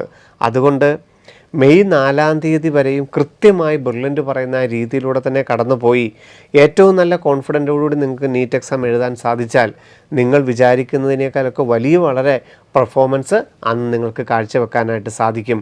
പഠിത്തത്തിനും അപ്പുറം ഇതൊരു പാക്കേജാണ്, ഇതൊരു സിസ്റ്റമാണെന്നുള്ളത് ദയവായി മനസ്സിലാക്കുക. Sir, what about Ludhiana CMC registration? CMC Ludhiana എന്ന് പറയുന്നത് ഫരീദാബാദ് യൂണിവേഴ്സിറ്റിയുടെ കീഴിലുള്ള ഒരു ക്രിസ്ത്യൻ മൈനോറിറ്റി കോളേജാണ്. നമ്മൾ ഇതിനു മുമ്പുള്ള എപ്പിസോഡുകളിൽ സെൻറ്റ് ജോൺസിനെ കുറിച്ചും CMC വെല്ലൂരിനെ കുറിച്ചും ഒക്കെ നമ്മൾ പരാമർശിക്കുകയുണ്ടായി. അതുപോലെ തന്നെ ക്രിസ്ത്യൻ ന്യൂനപക്ഷ മെഡിക്കൽ കോളേജാണ്.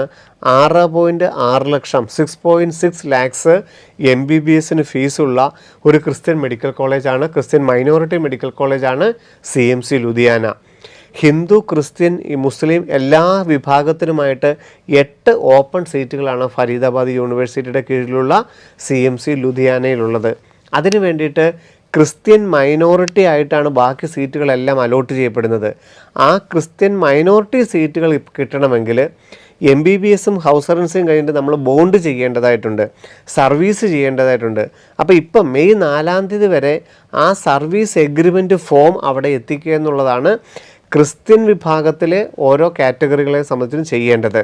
അതിൽ അവിടെ മാത്രം റിസർവേഷനുള്ള അല്ലെങ്കിൽ അവിടെ കൂടുതൽ റിസർവേഷനുള്ള മലങ്കര പോലുള്ള സമുദായങ്ങളുണ്ട്.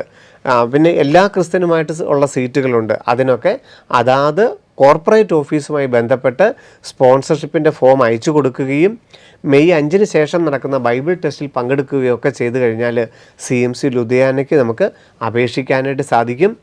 ഇപ്പം നമ്മളൊരു സർവീസ് എഗ്രിമെൻറ്റ് ഫോം ക്രിസ്ത്യൻ മൈനോറിറ്റിക്കാർ മാത്രം അപ്ലൈ ചെയ്യേണ്ടതാണ് ഇപ്പോൾ നടക്കുന്നത്. ഹിന്ദു, ക്രിസ്ത്യൻ, മുസ്ലിം വിഭാഗം എല്ലാവരും ഈ ഓപ്പൺ കോട്ടയ്ക്ക് വേണ്ടിയിട്ട് മൈനോറിറ്റി സീറ്റ് വേണ്ടി CMC ലുധിയാനയിൽ അപ്ലൈ ചെയ്യേണ്ടത് മെയ് 5-ന് ശേഷം ഫരീദാബാദ് യൂണിവേഴ്സിറ്റി വഴിയാണ് യഥാർത്ഥത്തിൽ അപ്ലൈ ചെയ്യേണ്ടത്. ഇപ്പോൾ ഈ സർവീസ് എഗ്രിമെൻറ്റ് ഫോം മാത്രമാണ് അയച്ചു കൊടുക്കാനുള്ളത്. സർ, ഫാദർ ആർമിയിലാണ്, മോന് വെറ്റിനറിക്ക് സീറ്റ് കിട്ടാൻ എത്ര മാർക്ക് വേണം? അദ്ദേഹം ഉദ്ദേശിച്ചത് എക്സ് സർവീസ്മാൻ റിസർവേഷൻ അല്ലെങ്കിൽ സർവീസ് ഇൻ ഡിഫൻസ്. ഇപ്പോൾ ഓൾറെഡി സർവീസിൽ ഡിഫൻസ് ചെയ്തുകൊണ്ടിരിക്കുന്നവർക്ക് വെറ്റിനറിയിൽ സീറ്റ് ഉണ്ടോ എന്നുള്ളതാണ്. അത് നമുക്ക് കേരളയുടെ പ്രോസ്പെക്ടസ് വന്നതിന് ശേഷമേ വെറ്റിനറി കോഴ്സിന് ഏതൊക്കെ സീറ്റുകളാണുള്ളതെന്നുള്ളത് നമുക്ക് അറിയാനായിട്ട് സാധിക്കുകയുള്ളൂ. നമുക്ക് ഏകദേശം ഒരു ധാരണ എത്രയാണ്?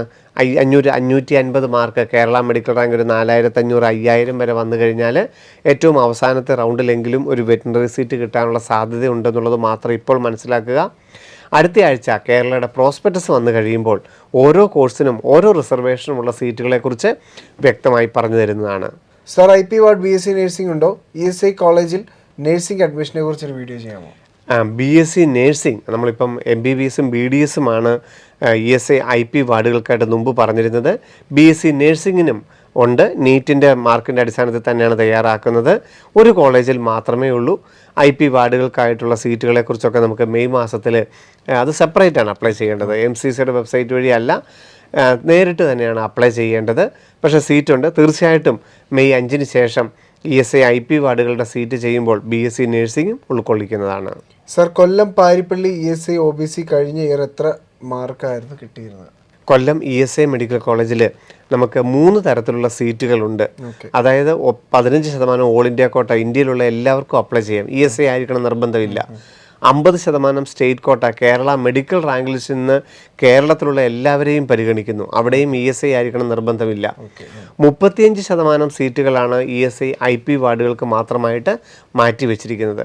അപ്പോൾ ഇദ്ദേഹം ഏത് രീതിയിലുള്ള സീറ്റിനെ കുറിച്ചാണ് പരാമർശിച്ചിരിക്കുന്നതെന്ന് വ്യക്തമാക്കിയിട്ടില്ല. എന്നിരുന്നാലും നമുക്ക് കൊല്ലം പാരിപ്പള്ളി പോലൊരു കോളേജിൽ കിട്ടണമെങ്കിൽ ഏതാണ്ട് 600 മാർക്ക് അല്ലെങ്കിൽ ESI IP ഒക്കെ ആണെങ്കിൽ ഒരു 590 മാർക്കെങ്കിലും ഒക്കെ ഉണ്ടെങ്കിൽ കൊല്ലം പാരിപ്പള്ളിയിൽ ESI വെച്ചിട്ട് നമുക്കൊരു സീറ്റ് കിട്ടാനുള്ള സാധ്യതയുള്ളൂ.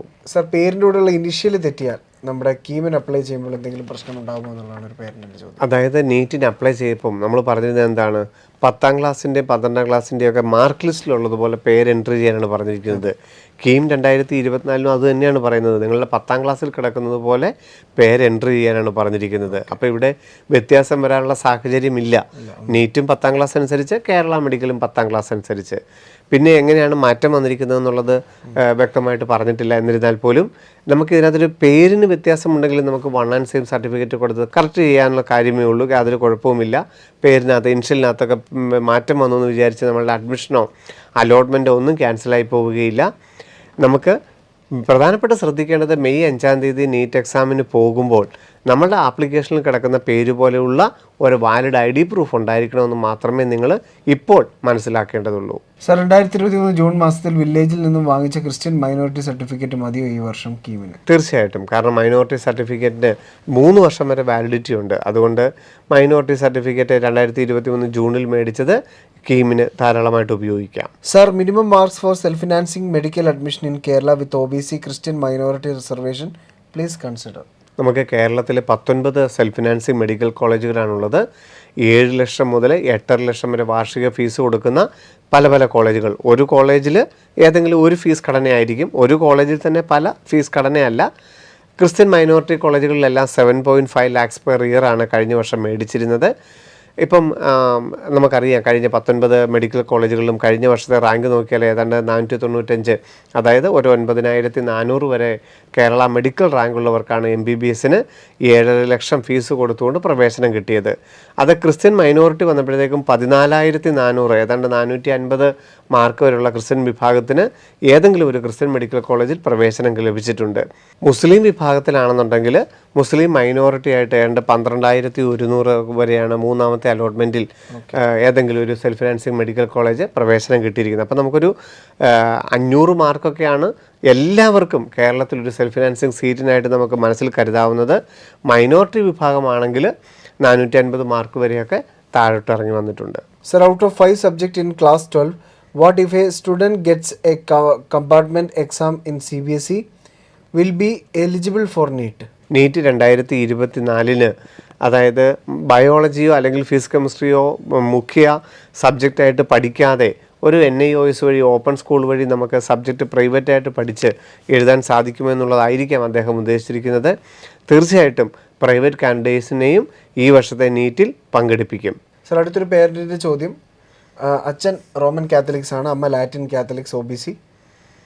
അപ്പോൾ എന്തൊക്കെ അർഹതകൾ കിട്ടും, ചാൻസ് ഉണ്ട്? ഇപ്പോൾ സാധാരണ ധാരാളം കുട്ടികൾ ചോദിക്കുന്ന ഒരു സംശയമാണിത്. അതായത് അച്ഛൻ റോമൻ കാത്തലിക്സ് ആണ്, അമ്മ ലാറ്റിൻ കാത്തലിക്സ് ആണ്. അപ്പോൾ കുട്ടി സ്വാഭാവികമായിട്ടും ജനറൽ ആയിരിക്കുമല്ലോ, അച്ഛൻ്റെ കാറ്റഗറി അനുസരിച്ചാണ് കുട്ടിയുടെ കാറ്റഗറി കണക്കാക്കപ്പെടുന്നത്. അപ്പം സ്വാഭാവികമായിട്ടും കുട്ടി ജനറൽ ആയിരിക്കും. അതുകൊണ്ട് കുട്ടി ജനറൽ ആയതുകൊണ്ട് നീറ്റിന് എങ്ങനെയായിരിക്കും അപ്ലൈ ചെയ്യുന്നത്? ജനറൽ എന്ന് പറഞ്ഞായിരിക്കും അപ്ലൈ ചെയ്യുന്നത്. കാരണം അവിടെ തഹസീൽദാർ നോൺ ക്രിമിനൽ തരാൻ സാധ്യതയില്ല. അതുകൊണ്ട് നീറ്റിന് ജനറൽ എന്നാണ് അപ്ലൈ ചെയ്തിരിക്കുന്നത്. ശരിയാണ്. ഇനി കേരളത്തിലോട്ട് വന്നു കഴിഞ്ഞാലോ, കേരളത്തിൻ്റെ നിയമം എന്താണ്?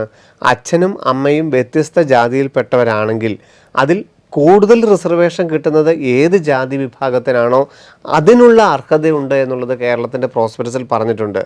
അപ്പോൾ ഇവിടെ അച്ഛൻ റോമൻ കാത്തലിക്സും അമ്മ ലാറ്റിൻ കാത്തലിക്സും ആയതുകൊണ്ട് ഈ 2 വിഭാഗത്തിൽ കൂടുതൽ റിസർവേഷൻ കിട്ടുന്ന ഏതാണ്? ലാറ്റിൻ കാത്തലിക്സ് ആണ്.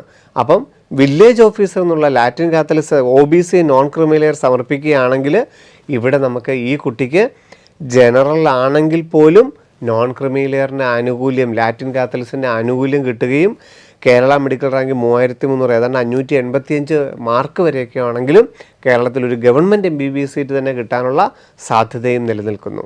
സർ, അടുത്തൊരു ചോദ്യം. സാർ, AFMC ആപ്ലിക്കേഷൻ എപ്പോഴാണ്? ജൂൺ 14-ാം തീയതിയാണ് നീറ്റ് 2024 റിസൾട്ട് വരുന്നത്. ജൂൺ അവസാന വാരം അല്ലെങ്കിൽ ജൂലൈ ആദ്യത്തെ ആഴ്ചയാണ് ഓൾ ഇന്ത്യ കൗൺസിലിംഗ് ആരംഭിക്കുന്നത്. mcc.nic.in എന്ന വെബ്സൈറ്റ്. ഈ വെബ്സൈറ്റിൽ രജിസ്റ്റർ ചെയ്ത് ഓൾ ഇന്ത്യ കോട്ട, അതായത് 340 ഗവൺമെൻറ് മെഡിക്കൽ കോളേജിലെ MBBS, BDS, അതുപോലെ തന്നെ എയിംസ് മെഡിക്കൽ കോളേജ് 20 എണ്ണം, JIPMER medical college, ESI IP medical college, ഇതിനോടൊപ്പമാണ് AFMCയും അവരുടെ ഷോർട്ട് ലിസ്റ്റിന് വേണ്ടിയിട്ട് തയ്യാറെടുക്കുന്നത്. അപ്പോൾ ജൂലൈ ആദ്യത്തെ ആഴ്ചയാണ് AFMCക്ക് വേണ്ടിയിട്ട് നമ്മൾ ആദ്യമായിട്ട് ഓപ്ഷൻ കൊടുക്കേണ്ടി വരുന്നത്. അതിനുശേഷം ഓൾ ഇന്ത്യയുടെ ഫസ്റ്റ് റൗണ്ട് റിസൾട്ട് പ്രഖ്യാപിക്കുമ്പോൾ AFMCയുടെ ഷോർട്ട് ലിസ്റ്റിൽ ഇടം പിടിക്കുന്ന 1,600 വിദ്യാർത്ഥികളെ ജൂലൈ അവസാനത്തെ ആഴ്ച AFMC പൂനെയിലേക്ക് ടോളർ ആപ്റ്റിറ്റ്യൂഡ് ടെസ്റ്റ് എഴുതാനും മെഡിക്കൽ ഫിറ്റ്നസ് ടെസ്റ്റ് പരിശോധിക്കുവാനും പേഴ്സണൽ ഇൻ്റർവ്യൂ നടത്തുവാനുമായിട്ട് പൂനെയിലേക്ക് ചെല്ലുകയാണ് ചെയ്യേണ്ടത്. അപ്പം AFMCയുടെ സൈറ്റിൽ എപ്പോഴാണ് ചെയ്യേണ്ടത്? AFMCയുടെ സൈറ്റിൽ പ്രത്യേകിച്ച് ചെയ്യേണ്ടതായിട്ടില്ല. ഓൾ ഇന്ത്യ കൗൺസിലിങ്ങിൻ്റെ വെബ്സൈറ്റിലാണ് ജൂലൈ ആദ്യത്തെ ആഴ്ച AFMCക്കായിട്ട് അപ്ലൈ ചെയ്യേണ്ടത്. സർ, അടുത്തൊരു ചോദ്യം. Difference between ESI and ESI IP എന്തായിരിക്കും ആ പ്രൊഫഷൻ ഉദ്ദേശിച്ചിരിക്കുന്നതെന്ന് വ്യക്തമല്ല. എങ്കിൽ പോലും നമുക്കറിയാം രാജ്യത്ത് 11 ESI മെഡിക്കൽ കോളേജ് ഉണ്ട്. ആ 11 മെഡിക്കൽ കോളേജുകളിൽ 35% സീറ്റുകൾ, 456 MBBS സീറ്റുകൾക്ക് 24,000 രൂപ മാത്രമാണ് വാർഷിക ഫീസ്. അത് ESI IP വാർഡുകൾക്ക് മാത്രമായിട്ട് മാറ്റിവെച്ചിരിക്കുന്നു. ESI എന്താണ്? അച്ഛനോ അമ്മയോ പ്രൈവറ്റ് അല്ലെങ്കിൽ പബ്ലിക് സെക്ടറുകളിൽ വർക്ക് ചെയ്യുകയാണെങ്കിൽ, ഇപ്പം സൂപ്പർ മാർക്കറ്റുകളിൽ, അല്ലെങ്കിൽ കടകളിൽ, അല്ലെങ്കിൽ തുണിക്കടകളിൽ, അല്ലെങ്കിൽ നമ്മളെപ്പോലെ പ്രൈവറ്റ് സ്ഥാപനങ്ങളിൽ ജോലി ചെയ്യുകയും 21,000 രൂപ താഴെ വാർഷിക ശമ്പളവും മേടിക്കുകയാണെങ്കിൽ അവരുടെ ശമ്പളത്തിനകത്ത് നിന്ന് ESI കട്ട് ചെയ്യുന്നുണ്ട്. അങ്ങനെയാണെങ്കിൽ അച്ഛനും അമ്മയും ആരെങ്കിലും ഒരാൾ ESIയുടെ മെമ്പറാണ്. അങ്ങനെ അച്ഛനും അമ്മയും ESIയുടെ മെമ്പറാണെങ്കിൽ, ആരെങ്കിലും ഒരാൾ എങ്കിലും മെമ്പറാണെങ്കിൽ, അപ്പോൾ അവിടെ വരുമാന പരിധി ഉണ്ടോ? ഇല്ല. ആർക്കെങ്കിലും മറ്റേയാൾക്ക് ഗവൺമെൻറ് ജോലി ഉണ്ടെങ്കിൽ കുഴപ്പമുണ്ടോ? യാതൊരു കുഴപ്പവുമില്ല. ഈ അച്ഛനും അമ്മയോ ആരെങ്കിലും ഒരാൾ പ്രൈവറ്റ് സെക്ടറിൽ ജോലി ചെയ്യുകയും അല്ലെങ്കിൽ പബ്ലിക് സെക്ടറിലാണെങ്കിലും ജോലി ചെയ്യുകയും അവരുടെ ശമ്പളത്തിൽ നിന്ന് ESI കട്ട് ചെയ്യുന്നുമുണ്ടെങ്കിൽ അവരുടെ മക്കൾക്കാണ് ഞാൻ മുമ്പ് പറഞ്ഞ 456 MBBS സീറ്റുകൾ 24,000 രൂപ വാർഷിക ഫീസിന് റിസർവ് ചെയ്ത് വെച്ചിരിക്കുന്നത്. അപ്പം ESI ആയിട്ടുള്ള അച്ഛൻ്റെയോ അമ്മയുടെയോ വാർഡ് മക്കൾക്കാണ് ESI IP എന്ന് പറഞ്ഞാൽ ഇൻഷുറൻസിൻ്റെ സർട്ടിഫിക്കറ്റ്, IP സർട്ടിഫിക്കറ്റ് കിട്ടുന്നതും ഈ സീറ്റുകൾ ലഭിക്കുന്നതും. അപ്പം ESI IP വാർഡെന്ന് പറഞ്ഞാൽ അച്ഛനോ അമ്മയോ ആരെങ്കിലും ഒരാൾ ESI മെമ്പർ ആയിരിക്കണമെന്ന് മാത്രമേ ഉള്ളൂ. സർ, CUET കേരളത്തിൽ യൂണിവേഴ്സിറ്റി ഉണ്ടോ? CUET വഴി സെൻട്രൽ യൂണിവേഴ്സിറ്റി ഓഫ് കേരള എന്നുള്ളത് നിങ്ങൾക്ക് വെബ്സൈറ്റിൽ നിന്ന് കാണാം. അവിടെ ആകെ ഉള്ളത് എന്താണ്? BA പ്രോഗ്രാം മാത്രമേ ഉള്ളൂ കാസർഗോഡ് സ്ഥിതി ചെയ്യുന്ന സെൻട്രൽ യൂണിവേഴ്സിറ്റിയിൽ. അവിടെയുള്ള BA പ്രോഗ്രാമിന് അപ്ലൈ ചെയ്യണമെങ്കിൽ നിങ്ങൾക്ക് CUETയിലെ സബ്ജക്റ്റ് പരീക്ഷ എഴുതാം. എന്നാൽ കേരളത്തിലെ അഗ്രികൾച്ചർ കോളേജിലാണ് നിങ്ങൾക്ക് പ്രവേശനം വേണ്ടതെങ്കിൽ കേരളത്തിൽ എത്ര ശതമാനമുണ്ട്? 15% CUETയിൽ വഴിയാണ്. അപ്പോൾ CUETയുടെ ICAR എന്നാണ് സെലക്ട് ചെയ്യേണ്ടത്. കേരളത്തിൽ അഗ്രികൾച്ചർ പ്രവേശനം വേണമെങ്കിൽ സെൻട്രൽ യൂണിവേഴ്സിറ്റി ഓഫ് കേരളയിലല്ല അപ്ലൈ ചെയ്യേണ്ടത്, പകരം agriculture ICAR Indian council of അഗ്രികൾച്ചറിൻ്റെ യൂണിവേഴ്സിറ്റിയിലെ വെബ്സൈറ്റിലാണ് അപ്ലൈ ചെയ്യേണ്ടത്. സർ, കാറ്റഗറി ചേഞ്ച് ചെയ്യാൻ ഇനിയൊരു ചാൻസ് ഉണ്ടാകുമോ കറക്ഷൻ വിൻഡോ അല്ലാതെ? NEET 2024 ഓൺലൈനായിട്ട് അപ്ലൈ ചെയ്ത വിദ്യാർത്ഥികൾക്ക് നമുക്കറിയാം general, OBC, NCL, AWS, SC, ST എന്നീ വിഭാഗങ്ങളാണ് കാറ്റഗറിയിൽ ഉണ്ടായിരുന്നത്. നീറ്റിൻ്റെ കറക്ഷൻ ടൈമും തീർന്നിരിക്കുന്നു. ഇനി നമുക്ക് ജൂൺ 14 നീറ്റ് റിസൾട്ട് വന്നതിന് ശേഷം mcc.nic.in എന്ന വെബ്സൈറ്റിലാണ് ഓൾ ഇന്ത്യ കൗൺസിലിംഗ് തുടങ്ങുന്നത്. കേരളത്തിലെ ഗവൺമെൻറ് കോളേജുകൾ 12 ഉൾപ്പെടെ ഇന്ത്യയിലുള്ള 350 ഗവൺമെൻറ് മെഡിക്കൽ കോളേജുകളും ESI മെഡിക്കൽ കോളേജുകളും എയിംസും ജിപ്മറും ഒക്കെ ഉൾപ്പെടുന്ന ഓൾ ഇന്ത്യ കൗൺസിലിങ്ങിൻ്റെ രജിസ്ട്രേഷൻ സമയത്ത് നമുക്ക് OBC അല്ലെങ്കിൽ EWS, SC, ST അതായത് റിസർവേഷൻ വെച്ച് അപേക്ഷിച്ച വിദ്യാർത്ഥികൾക്ക് ജനറലിലോട്ട് ഓൺലൈൻ ആപ്ലിക്കേഷൻ മാറ്റാനുള്ള സമയമുണ്ട്. എന്നാൽ ജനറലായിട്ട് അപ്ലൈ ചെയ്തിട്ട് OBCയിലോട്ടോ EWSയിലോട്ടോ SC, STയിലോട്ടോ കൺവേർട്ട് ചെയ്യാൻ, ജനറലിൽ നിന്ന് റിസർവേഷനിലോട്ട് കൺവേർട്ട് ചെയ്യാൻ ഇനിയൊരവസരമില്ല. എന്നാൽ കേരള മെഡിക്കലിന് നീറ്റിന് എന്ത് കാറ്റഗറി വെച്ചു എന്ന് നോക്കുന്നതേ ഇല്ല. കേരള മെഡിക്കലിന് അപേക്ഷിക്കുമ്പം നിങ്ങൾക്ക് സർട്ടിഫിക്കറ്റ് ലഭിക്കുന്ന ഏത് റിസർവേഷനും അർഹതയുണ്ട് താനും. അപ്പോൾ നിങ്ങളുടെ റിസർവേഷൻ കൃത്യമായിട്ട് കേരള മെഡിക്കലിൽ അതിൻ്റെ സർട്ടിഫിക്കറ്റ് അപ്ലോഡ് ചെയ്താൽ, കാരണം കൂടുതൽ 85% അലോട്ട്മെൻറ്റ് നടക്കുന്നത് കേരള മെഡിക്കൽ വഴിയാണ്. അതുകൊണ്ട് ഇവിടെ കാറ്റഗറി കറക്റ്റായിട്ട് വെക്കുന്നതായിരിക്കും ഉചിതം. സർ, അടുത്ത് വളരെ കരുതലോട് കൂടിയിട്ടുള്ളൊരു പേരൻറ്റിൻ്റെ ചോദ്യമാണ്. ഒരു കുട്ടിക്ക് എക്സാം ഹാളിൽ പേപ്പർ 10 മിനിറ്റ് വൈകി കിട്ടുക, അത് കാരണം കുട്ടി ടെൻസ്ഡ് ആവുക, അങ്ങനെയൊക്കെയുള്ളൊരു സാഹചര്യം വന്നാൽ എന്ത് ചെയ്യണം? നീറ്റ് 2024 നമ്മൾ കുറച്ച് മുമ്പ് മറ്റൊരു ചോദ്യത്തിന് ഉത്തരമായിട്ട് പറഞ്ഞതുപോലെ തന്നെ, എന്തിനാണ് നമ്മൾ മോഡൽ എക്സാമുകൾ ഇത്രയും എഴുതുന്നത് എന്നുള്ളതിന് ഉത്തരമായിട്ട് പറഞ്ഞതുപോലെ തന്നെ, മെയ് 5-ാം തീയതി നമ്മൾ എത്രത്തോളം സ്മാർട്ടായിട്ട് എക്സാം എഴുതുന്നു എന്നുള്ളതിന് ഒത്തിരി പ്രാധാന്യമുണ്ട്. നാം ഓരോ വിദ്യാർത്ഥികളെ സംബന്ധിച്ചും രക്ഷകർത്താക്കൾക്ക് എത്രത്തോളം പ്രാധാന്യമുണ്ടെന്നുള്ളതിനപ്പുറത്ത് ഓരോ വിദ്യാർത്ഥികൾക്കും നമുക്കാണ് ഈ എക്സാം ഏറ്റവും പ്രാധാന്യം. ഒരു എക്സാമിൻ്റെ റൂമിലിരിക്കുന്നവർ ചിലപ്പോൾ 24 പേരായിരിക്കാം. അതിൽ നിങ്ങളെപ്പോലെ ഏറ്റവും തയ്യാറെടുത്ത് വന്നിരിക്കുന്ന ഒരു കുട്ടി അല്ലെങ്കിൽ 2 കുട്ടികൾ മാത്രമേ ഉണ്ടായിരിക്കുകയുള്ളൂ.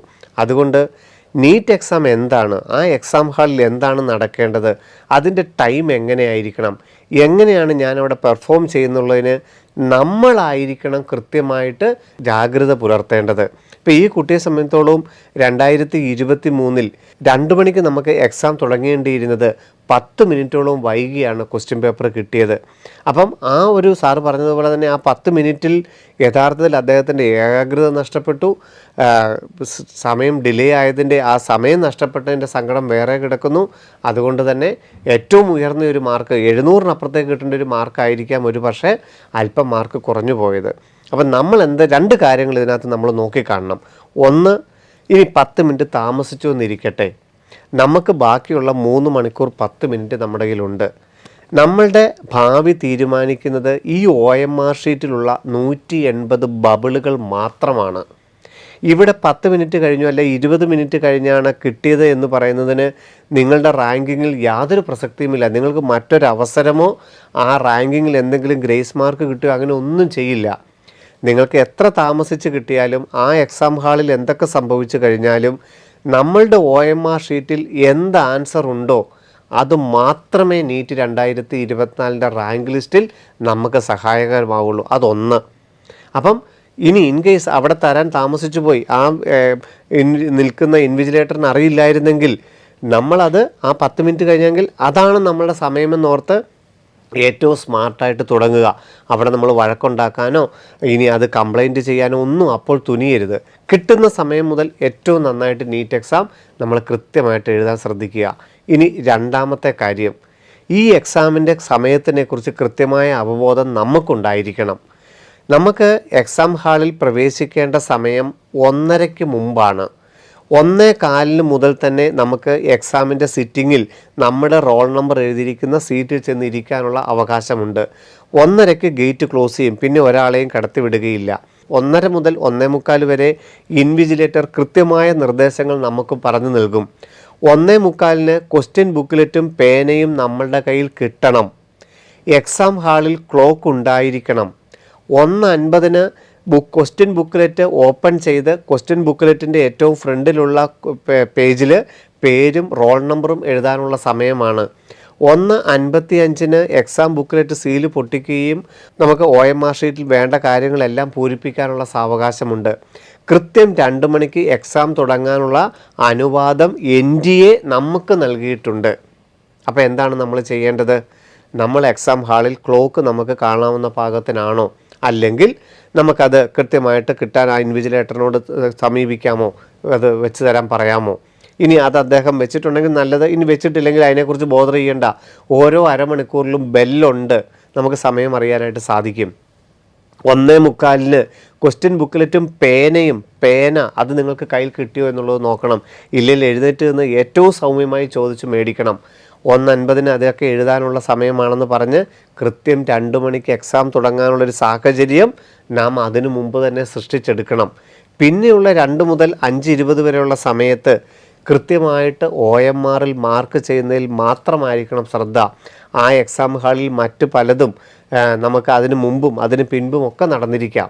അതൊന്നും നീറ്റ് 2024 റാങ്കിനെ ബാധിക്കാൻ പാടില്ല. ഒരവസരവും പിന്നീട് നമുക്ക് ലഭിക്കുകയുമില്ല. 10 മിനിറ്റ് താമസിച്ചു, ക്വസ്റ്റ്യൻ ബുക്ക്ലെറ്റ് മാറിപ്പോയി, നമ്മുടെ OMRൽ വെള്ളം വീണു, നമുക്ക് മറ്റ് പേന നമുക്ക് കിട്ടിയില്ല, പേന തരാതെയാണ് എക്സാം ഇൻവിജിലേറ്റർ ക്വസ്റ്റ്യൻ ബുക്ക്ലെറ്റ് തന്നത്. ഇതൊന്നും നീറ്റ് 2024 റാങ്കിനെ നമുക്ക് തുണയ്ക്കുകയില്ല. OMR ഷീറ്റിൽ എന്ത് നിങ്ങൾ ബബിൾ ചെയ്തിട്ടുണ്ടോ അത് മാത്രമായിരിക്കും നീറ്റ് 2024 ഭാവി. നമ്മൾ ഓരോരുത്തരുമാണ് നീറ്റ് 2024 ഏറ്റവും നല്ല രീതിയിൽ എക്സാമിനെ സമീപിക്കേണ്ടതെന്നുള്ള ആ ഒരു നമ്മളുടെ ഒരു മനസ്സ്, നമ്മളുടെ ഒരു മനസാന്നിധ്യം അത് കൃത്യമായിട്ട് നിങ്ങൾക്കുണ്ടായിരിക്കണം. അതിനുവേണ്ടിയാണ് ഇത്രയും എക്സാമുകളിലൂടെ, മോഡൽ എക്സാമുകളിലൂടെ ഒരു എക്സാമിൻ്റെ എല്ലാവിധ അറ്റ്മോസ്ഫിയറും ഓരോ എക്സാം ഹാളിൽ ക്രിയേറ്റ് ചെയ്തുകൊണ്ട് നമ്മൾ ഇത്രയുമധികം ഫാക്കൽറ്റീസ്, ഇത്രയധികം സെൻറ്ററുകളിലൂടെ, ഏതാണ്ട് 35 സെൻറ്ററുകളിലോടും ഇപ്പം ബ്രില്യൻ്റ് മോഡൽ എക്സാമുകൾ നടത്തുന്നുണ്ട്. ദുബായിൽ നടത്തുന്നുണ്ട്, കേരളത്തിന് പുറത്ത് നടത്തുന്നുണ്ട്. അപ്പം അത്രയധികം സ്ട്രെസ് എടുത്തുകൊണ്ട് ഇത്രയധികം, അതായത് നമുക്ക് 2 ദിവസം കൂടുമ്പോൾ ഇത്രയും സ്ഥലത്ത് നമുക്ക് ഈ ക്വസ്റ്റ്യൻ പേപ്പർ എത്തിക്കണം. അപ്പം ബ്രില്യൻ്റ് ഇത്രയും അധികം എഫക്റ്റീവായിട്ട് ഇത് നടത്തുന്നുണ്ടെങ്കിൽ ആ എക്സാം പാറ്റേണിൽ കൃത്യമായിട്ട് നിങ്ങൾ പഠിക്കേണ്ടത് സബ്ജക്റ്റിന് പ്രാധാന്യമുണ്ട്, അതിനപ്പുറത്ത് ഒരു സ്മാർട്ട് വർക്കിന് പ്രാധാന്യമുണ്ടെന്നുള്ളത് കൂടി ഓർമ്മയിലിരിക്കട്ടെ. ഇനി NTA നമുക്ക് എന്ത് പറയാൻ സാധിക്കുമെന്നുള്ളത്, കൃത്യമായിട്ടും ബ്രില്യൻറ്റിൻ്റെ രക്ഷകർത്താക്കളും കുട്ടികളും ഒപ്പിട്ട് വളരെ ഡീറ്റെയിൽഡ് ആയിട്ടൊരു ലെറ്റർ നമ്മൾ കഴിഞ്ഞ തവണ തന്നെ NTA ഫോർവേഡ് ചെയ്തിരുന്നു.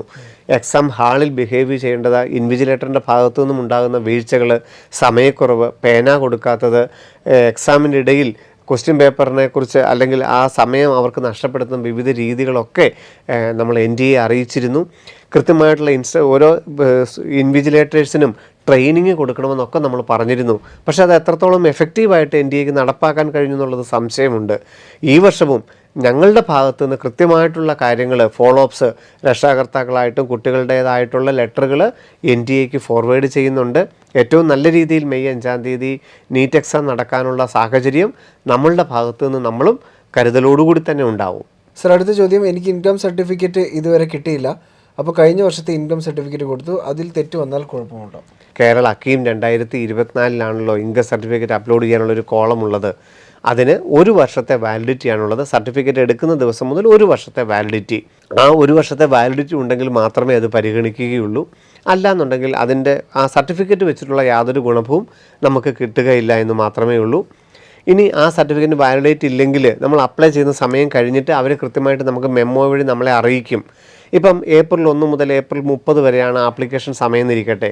നമ്മൾ അപ്ലോഡ് ചെയ്യുന്ന ഏത് സർട്ടിഫിക്കറ്റും കേരള എൻട്രൻസ് കമ്മീഷൻ നോക്കുകയും അത് വാലിഡ് ഇല്ലെങ്കിൽ അത് തള്ളിക്കളയുകയല്ല, പകരം ഒരു മെമ്മോ വഴി നമ്മളെ അറിയിക്കും, ഇന്ന സർട്ടിഫിക്കറ്റ് വാലിഡ് അല്ല, പുതിയത് അപ്ലോഡ് ചെയ്യണം. അതിന് വീണ്ടും കുറേയധികം സമയം നമുക്ക് നൽകും. മെയ് മാസം മുതൽ മുഴുവൻ നമുക്ക് നൽകും. ആ സമയത്ത് നമ്മൾ പുതിയ സർട്ടിഫിക്കറ്റ് അപ്ലോഡ് ചെയ്താലും മതിയാകും. അപ്പം നോൺ ക്രിമിലിയർ ആവട്ടെ, റിസർവേഷൻ സംബന്ധിച്ചുള്ള ഏത് സർട്ടിഫിക്കറ്റ്, NRI ആവട്ടെ, മൈനോറിറ്റി ആവട്ടെ, നേറ്റിവിറ്റി ആവട്ടെ, ഏത് സർട്ടിഫിക്കറ്റ് അപ്ലോഡ് ചെയ്താലും കൃത്യമായൊരു ഫോളോ അപ്പ് കേരള എൻട്രൻസ് കമ്മീഷൻ്റെ ഭാഗത്തു നിന്നുണ്ടാകും. ഒരു സർട്ടിഫിക്കറ്റ് പോരെങ്കിൽ കൃത്യമായിട്ടൊരു മെമ്മോയിലൂടെ നമ്മളെ അറിയിക്കുകയും അത് മാറ്റാൻ 1 മാസത്തിലധികം സമയം നമുക്ക് ലഭിക്കുകയും ചെയ്യും. അതുകൊണ്ട് അതിനെക്കുറിച്ച് നിങ്ങൾ ബോധർ ചെയ്യേണ്ട. പക്ഷേ ആപ്ലിക്കേഷൻ കൃത്യമായിട്ട് ചെയ്യുക എന്നുള്ളത് നമ്മളുടെ ഉത്തരവാദിത്തമാണ്. Sir, I have got black and white printout of the 12th hall ticket from school. Can I take that to the NEET exam hall for identification purpose? Please respond. May 5-ാം തീയതി നമുക്ക് നീറ്റിൻ്റെ exam hall ticket നമുക്ക് 2 പേജുണ്ട്, ഫോട്ടോയൊക്കെ ഒട്ടിച്ച പേജുണ്ട്. അതിൻ്റെ കൂട്ടത്തിൽ valid ആയിട്ടുള്ളൊരു ID proof കൂടി നമുക്ക് കൊണ്ടുപോകേണ്ടതായിട്ടുണ്ട്. +2 hall ticket തീർച്ചയായിട്ടും നിങ്ങൾക്ക് ഉപയോഗിക്കാം. അത് കളറായിരിക്കണമെന്നുള്ള നിയമവ്യവസ്ഥ ഇല്ല. ബ്ലാക്ക് ആൻഡ് വൈറ്റ് ആണെങ്കിൽ നിങ്ങൾക്ക് കൊണ്ടുപോകാം. പക്ഷേ ഫോട്ടോ വെച്ച് നിങ്ങളെ ഐഡൻറ്റിഫൈ ചെയ്യാൻ പറ്റുന്നതായിരിക്കണമെന്ന് മാത്രമേ ഉള്ളൂ. Aadhaar, passport, pan card, election ID, അങ്ങനെ ധാരാളം, ആധാർ എൻറോൾമെൻറ്റ് ഫോം, അങ്ങനെ ധാരാളം മറ്റ് വാലിഡ് ID പ്രൂഫുകളും നിലവിലുണ്ട്. Sir, central government EWS certificate rejected ചെയ്തത്, ബട്ട് സ്റ്റേറ്റ് ഗവൺമെൻറ്റിന് കിട്ടി. ഞാൻ കാറ്റഗറി ചേഞ്ച് ചെയ്യണം. നീറ്റ് 2024 നിങ്ങൾ കാറ്റഗറി ജനറൽ EWS എന്നാണ് കൊടുത്തിരിക്കുന്നതെങ്കിൽ തഹസീൽദാരിൽ നിന്ന് ലഭിക്കാത്തത് കൊണ്ട് നിങ്ങളുടെ ആപ്ലിക്കേഷന് EWS കൊടുക്കാനുള്ള അർഹതയില്ല. MCCയുടെ സൈറ്റിൽ രജിസ്ട്രേഷൻ സമയത്ത് നിർബന്ധമായും ആപ്ലിക്കേഷൻ ജനറലിലേക്ക് മാറ്റിയിരിക്കണം. കാരണം താങ്കൾക്ക് കേരളത്തിലെ വില്ലേജ് ഓഫീസറിൽ നിന്നുള്ള EWS സർട്ടിഫിക്കറ്റേ ഉള്ളൂ. കീമിന് മാത്രമേ EWS റിസർവേഷൻ ലഭിക്കുകയുള്ളൂ. കേരള മെഡിക്കലിന് അപ്ലൈ ചെയ്യുമ്പോൾ കാറ്റഗറി EWS എന്ന് കൊടുക്കുകയും വില്ലേജ് ഓഫീസറുടെ ഈ സർട്ടിഫിക്കറ്റ് അപ്ലോഡ് ചെയ്യുകയും ചെയ്യാം. നീറ്റിന് ഓൾ ഇന്ത്യ കൗൺസിലിങ്ങിൽ താങ്കൾക്ക് ജനറലായിട്ട് പരിഗണിക്കാനുള്ള അർഹത മാത്രമേ ഉള്ളൂ. NRI സർട്ടിഫിക്കറ്റ് ജാനുവരി 2024 എടുത്തായിരുന്നു. 31 മാർച്ച് വരെ വാലിഡിറ്റി ഉള്ളൂ. 3 months വാലിഡിറ്റിയാണ് എംബസി തന്നത്. അഫിഡവിറ്റ് വാലിഡിറ്റി മെൻഷൻ ചെയ്തിട്ടില്ല. ഇത് കീമിന് യൂസ് ചെയ്യാമോ? കീം 2024 നോട്ടിഫിക്കേഷൻ മാർച്ച് 31 മുമ്പ് വന്നാൽ ഇത് താങ്കൾക്ക് ഉപയോഗിക്കാം. അല്ല, ഏപ്രിലാണ് നോട്ടിഫിക്കേഷൻ വരുന്നതെങ്കിൽ NRI സർട്ടിഫിക്കറ്റ് പുതിയതായിട്ട് എടുക്കേണ്ടതായിട്ട് വരും. അഫിഡവിറ്റ് ഇപ്പോൾ കയ്യിലിരിക്കുന്നത് തന്നെ ഉപയോഗിക്കാം. ആധാറിൽ ഇനിഷ്യൽ ഇല്ല, സോ അപ്ഡേഷന് കൊടുത്തിട്ടുണ്ട്. പരീക്ഷ എഴുതാൻ എന്തെങ്കിലും പ്രശ്നമുണ്ടാകുമോ? നീറ്റിന് അപ്ലൈ ചെയ്തപ്പോൾ ആധാർ വെച്ചാണ് കൊടുത്തതെങ്കിലും നിങ്ങളുടെ അവനകത്തെ പേര്, നീറ്റിൻ്റെ ആപ്ലിക്കേഷനിലെ പേര് 10th 12th പോലെ ഇരിക്കുകയും മെയ് 5-ാം തീയതി അതേ പേരുള്ള വാലിഡ് ആയിട്ടുള്ള ഒരു ID പ്രൂഫ് കൊണ്ടുപോകാൻ ശ്രദ്ധിക്കുകയും ചെയ്യണം. ആധാർ നിങ്ങൾക്ക് ഇപ്പോൾ അപ്ഡേറ്റ് ചെയ്ത് എൻറോൾമെൻറ്റ് ഫോമോ ആധാറോ ഒറിജിനൽ ആധാറോ ആയിട്ട് എക്സാമിന് പോകാം. ആധാർ അപ്ഡേറ്റ് ചെയ്യുന്നതുകൊണ്ട് യാതൊരു കുഴപ്പവുമില്ല. സർ, എൻ്റെ കുട്ടിയുടെ പേരിൽ അച്ഛൻ്റെ പേരില്ല. ആധാർ വെച്ചാണ് ഓപ്പൺ ആക്കിയത്. UAEയിൽ എക്സാം എഴുതാൻ വേണ്ടി പോകുന്നത്. ഒറിജിനൽ ആധാർ എൻ്റെ കയ്യിലില്ല. പിന്നെ പാസ്പോർട്ട് വേണം ID പ്രൂഫ് ആയി കൊണ്ടുപോകാൻ. അതിൽ അച്ഛൻ്റെ പേരുണ്ട്. എക്സാം സെൻറ്ററിൽ ID പ്രൂഫ് കൊണ്ടുപോകണം. നമുക്ക് ഇന്ത്യക്ക് പുറത്ത് 14 എക്സാം സെൻറ്ററുകളാണ് ഈ വർഷം നീറ്റ് 2024 ഈ 14 ഔട്ട്സൈഡ് ഇന്ത്യ എക്സാം സെൻറ്ററുകളിലും പാസ്പോർട്ട് മാത്രമാണ് വാലിഡ് ID പ്രൂഫ്. അതുകൊണ്ട് നിങ്ങൾക്ക് മറ്റൊരു വാലിഡ് ID പ്രൂഫും വിദേശത്ത് അനുവദിക്കുകയില്ല. പാസ്പോർട്ട് കൊണ്ടുപോകണം. പേര് സ്വാഭാവികമായിട്ടും അതുപോലെ തന്നെ നീറ്റിനിരിക്കുകയും ചെയ്യണമല്ലോ. സർ, SC സ്റ്റുഡൻസിന് ഗവൺമെൻറ് മെഡിക്കൽ കോളേജിൽ കിട്ടാൻ അറൗണ്ട് എത്രയാണ് കട്ട് ഓഫ് കേരളത്തിൽ വേണ്ടത്? കേരളത്തിലെ 12 ഗവൺമെൻറ് മെഡിക്കൽ കോളേജുകളാണുള്ളത്. അതിൽ പാലക്കാട് ഗവൺമെൻറ് മെഡിക്കൽ കോളേജിലെ 85% സീറ്റുകളും SC വിഭാഗത്തിനായിട്ട് മാറ്റിവെച്ചിരിക്കുന്നതാണ്. ഏതാണ്ട് 500 മാർക്ക് വരെയാണെന്നുണ്ടെങ്കിലും തീർച്ചയായിട്ടും ഒരു ഗവൺമെൻറ് മെഡിക്കൽ കോളേജിൽ നമുക്ക് സീറ്റ് കിട്ടും. കാരണം സ്വകാര്യ മെഡിക്കൽ കോളേജുകളിലും ട്യൂഷൻ ഫീസ് ഇല്ലാത്തതുകൊണ്ട് ധാരാളം വിദ്യാർത്ഥികൾ ഗവൺമെൻറ് മെഡിക്കൽ കോളേജുകളും സെൽഫ് ഫിനാൻസിങ് മെഡിക്കൽ കോളേജിലും ഇടകലർത്തി വെക്കുന്നത് കൊണ്ട് ഒരു ഗവൺമെൻറ് സീറ്റ് കിട്ടാനായിട്ട് 500 മാർക്കിൽ താഴെയാണെങ്കിലും തീർച്ചയായിട്ടും സീറ്റ് കിട്ടും. പിന്നെ നിങ്ങൾ ഉദ്ദേശിക്കുന്ന പോലുള്ളൊരു ഗവൺമെൻറ് മെഡിക്കൽ കോളേജിൽ ടോപ്പായിട്ടുള്ളൊരു മെഡിക്കൽ കോളേജ് ആണെന്നുണ്ടെങ്കിൽ 580 മാർക്കിനൊക്കെ അടുത്ത് വേണ്ടി വരും. Sir, please reply. I am appearing NEET after my BAMS degree. So which code should I have to give? NEET 2024 നമുക്ക് ഡിസംബറിൽ 17 വയസ്സ് പ്രായമാകണമെന്ന നിബന്ധന മാത്രമേ ഉള്ളൂ.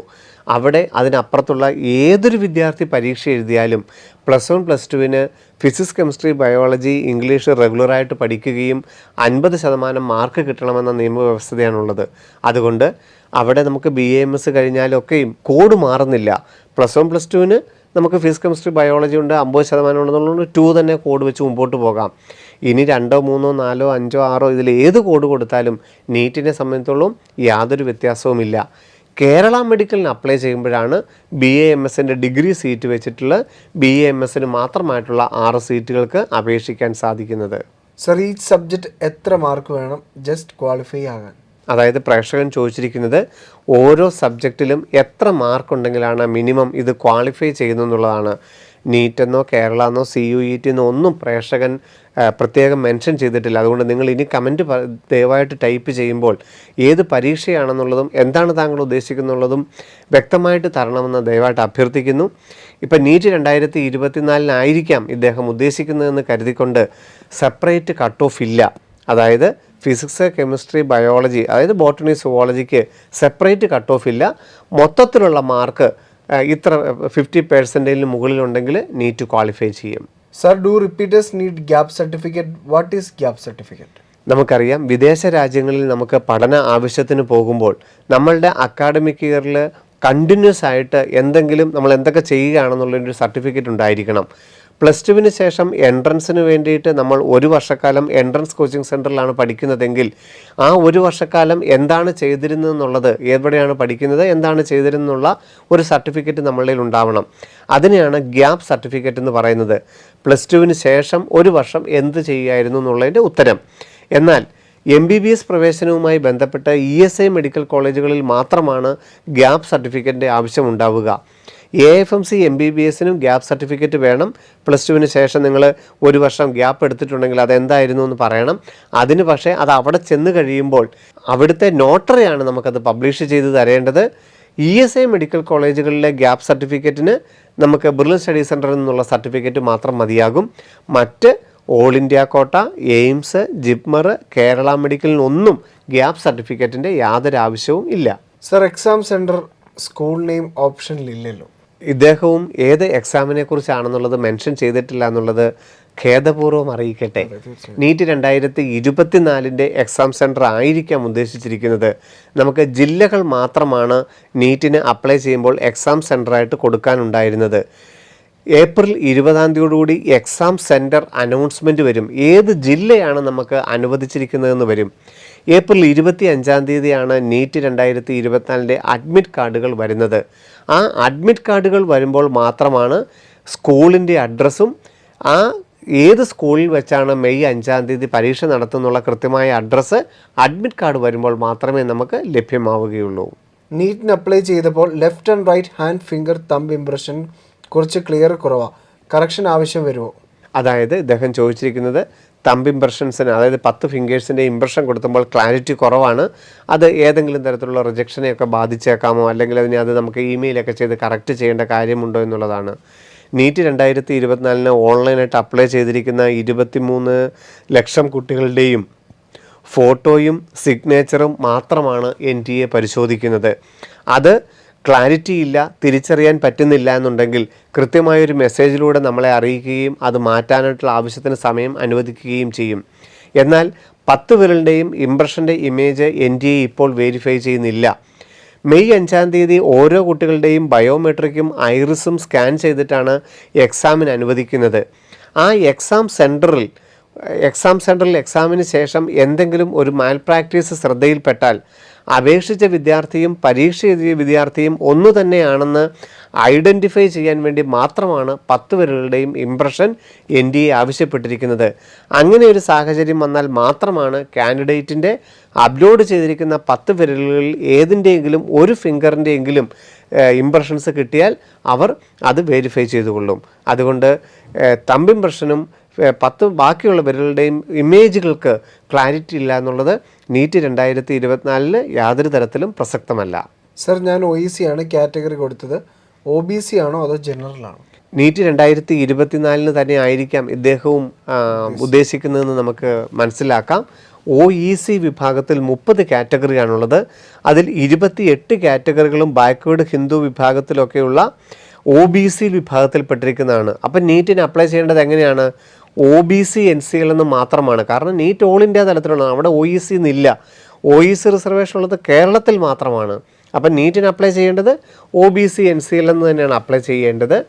കേരളത്തിൽ വരുമ്പോൾ നോൺ ക്രിമിനൽ സർട്ടിഫിക്കറ്റ് വില്ലേജ് ഓഫീസിൽ നിന്നും 6 ലക്ഷത്തിൽ താഴെയുള്ള ഇൻകം സർട്ടിഫിക്കറ്റ് കേരളത്തിൽ നിന്ന് വില്ലേജ് ഓഫീസിൽ നിന്ന് അപ്ലോഡ് ചെയ്യുമ്പോഴാണ് കീമിന് OEC റിസർവേഷൻ ലഭിക്കുന്നത്. ഞാൻ CMC വെല്ലൂർ ലുധിയാന അപ്ലൈ ചെയ്തു. TNൻ്റെ വെബ്സൈറ്റ് ഏതാണ്? TN ആൻഡ് പഞ്ചാബ് അപ്ലൈ ചെയ്യാൻ ടൈമായോ? ക്രിസ്ത്യൻ മൈനോറിറ്റിയാണ്, കീം ഒഡീഷ ആപ്ലിക്കേഷൻ എന്നാണ് തുടങ്ങുന്നത്. ഒത്തിരി ചോദ്യങ്ങളാണ് അദ്ദേഹം ഉൾപ്പെടുത്തിയിരിക്കുന്നത്. CMC ലുധിയാനയിൽ ക്രിസ്ത്യൻ വിഭാഗത്തിന് സർവീസ് എഗ്രിമെൻറ്റ് ഫോം അയച്ചു കൊടുക്കുക മാത്രമാണ് ഇപ്പോൾ ചെയ്യേണ്ടത്. മെയ് 5-ന് ശേഷമാണ് ഫരീദാബാദ് യൂണിവേഴ്സിറ്റിയുടെ ഓൺലൈൻ ആപ്ലിക്കേഷൻ CMC ലുധിയാനയ്ക്ക് വേണ്ടിയിട്ട് ആരംഭിക്കുന്നത്. രണ്ടാമത് ചോദിച്ചിരിക്കുന്നത് CMC വെല്ലൂരിൽ അപ്ലൈ ചെയ്തിരിക്കുന്നു. ഇനി TN മെഡിക്കലിൽ തമിഴ്നാടിൻ്റെ മാനേജ്മെൻറ്റ് കോട്ടയ്ക്ക് വേണ്ടിയിട്ട് അപ്ലൈ ചെയ്യണം. ജൂൺ മാസത്തിലാണ് TN മെഡിക്കലിൻ്റെ ആപ്ലിക്കേഷൻ ക്ഷണിച്ചിരിക്കുന്നത്. പിന്നെ ചോദിച്ചിരിക്കുന്നത് കീം മെഡിക്കലിൻ്റെ മൈനോറിറ്റി സ്റ്റാറ്റസിനെ കുറിച്ചാണ്. അടുത്ത ആഴ്ച കേരള മെഡിക്കലിൻ്റെ നോട്ടിഫിക്കേഷൻ വരുമ്പോൾ വില്ലേജ് ഓഫീസിൽ നിന്നോ തഹസീൽദാരിൽ നിന്നുള്ള മൈനോറിറ്റി സർട്ടിഫിക്കറ്റ് അപ്ലോഡ് ചെയ്തുകൊണ്ട് നമുക്ക് കേരളത്തിൻ്റെ ആപ്ലിക്കേഷനിൽ മൈനോറിറ്റി സ്റ്റാറ്റസ് ഡെവലപ്പ് ചെയ്യാം. അടുത്തത് ചോദിച്ചിരിക്കുന്നത് ഒഡീഷയിലെ എൻട്രൻസിൻ്റെ നോട്ടിഫിക്കേഷൻ പബ്ലിഷ് ചെയ്തോ എന്നുള്ളതാണ്.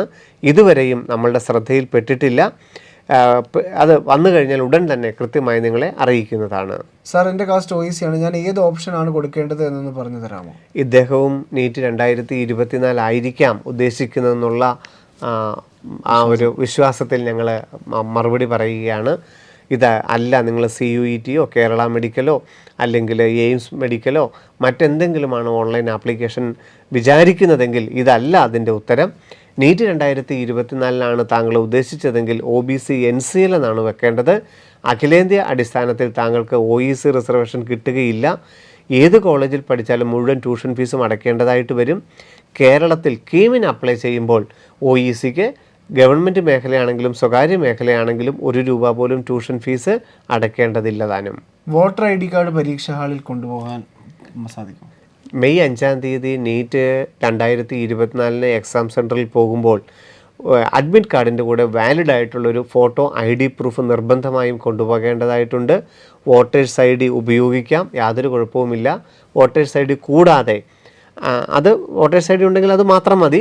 ഇനി അതില്ല എന്നുണ്ടെങ്കിൽ Aadhaar, +2 hall ticket, pan card, Aadhaar enrolment form എന്നിവയും ഉപയോഗിക്കാവുന്നതാണ്. സാർ, ഞാൻ അപ്ലൈ ചെയ്തപ്പോൾ ഫോട്ടോയുടെ അവിടെ ഒരു ക്രോസ് ചിഹ്നമാണ് കണ്ടത്, ഇമെയിൽ ക്യാപിറ്റലായിട്ട്. ബട്ട് ഇതെല്ലാവർക്കും കോമൺ പ്രോബ്ലം സൈറ്റ് ഇഷ്യൂ ആണോ അതോ ഇനി അത് എഡിറ്റ് ചെയ്യാൻ പറ്റുമോ? ബട്ട് എല്ലാം സബ്മിറ്റായി എന്നാണ് കാണിക്കുന്നത്. നീറ്റ് 2024 ഓൺലൈൻ ആപ്ലിക്കേഷൻ്റെ ഏതാണ്ട് അവസാന ദിവസങ്ങളിലേക്ക് എത്തിയപ്പോഴേക്കും മാർച്ച് 5-നൊക്കെ ശേഷം എത്തിയപ്പോഴേക്കും അവരുടെ സെർവർ വളരെ ബിസി ആവുകയും അപ്ലോഡ് ചെയ്ത ഇമേജുകൾ സബ്മിറ്റ് ചെയ്തതിന് ശേഷം നമുക്ക് ആപ്ലിക്കേഷൻ ഫോം ഡൗൺലോഡ് ചെയ്യുമ്പോൾ ഇമേജുകളുടെ സ്ഥാനത്ത് ഇൻറ്റു മാർക്കാണ് ചില കുട്ടികൾക്കെങ്കിലും വന്നത്. അത് യാതൊരു തരത്തിലും ഓൺലൈൻ ആപ്ലിക്കേഷൻ്റെ അപാകതയല്ല, അവരുടെ സെർവർ ബിസി ആയെന്ന് മാത്രമേ ഉള്ളൂ. ഇമേജുകളെല്ലാം അവിടെ ഉണ്ട്.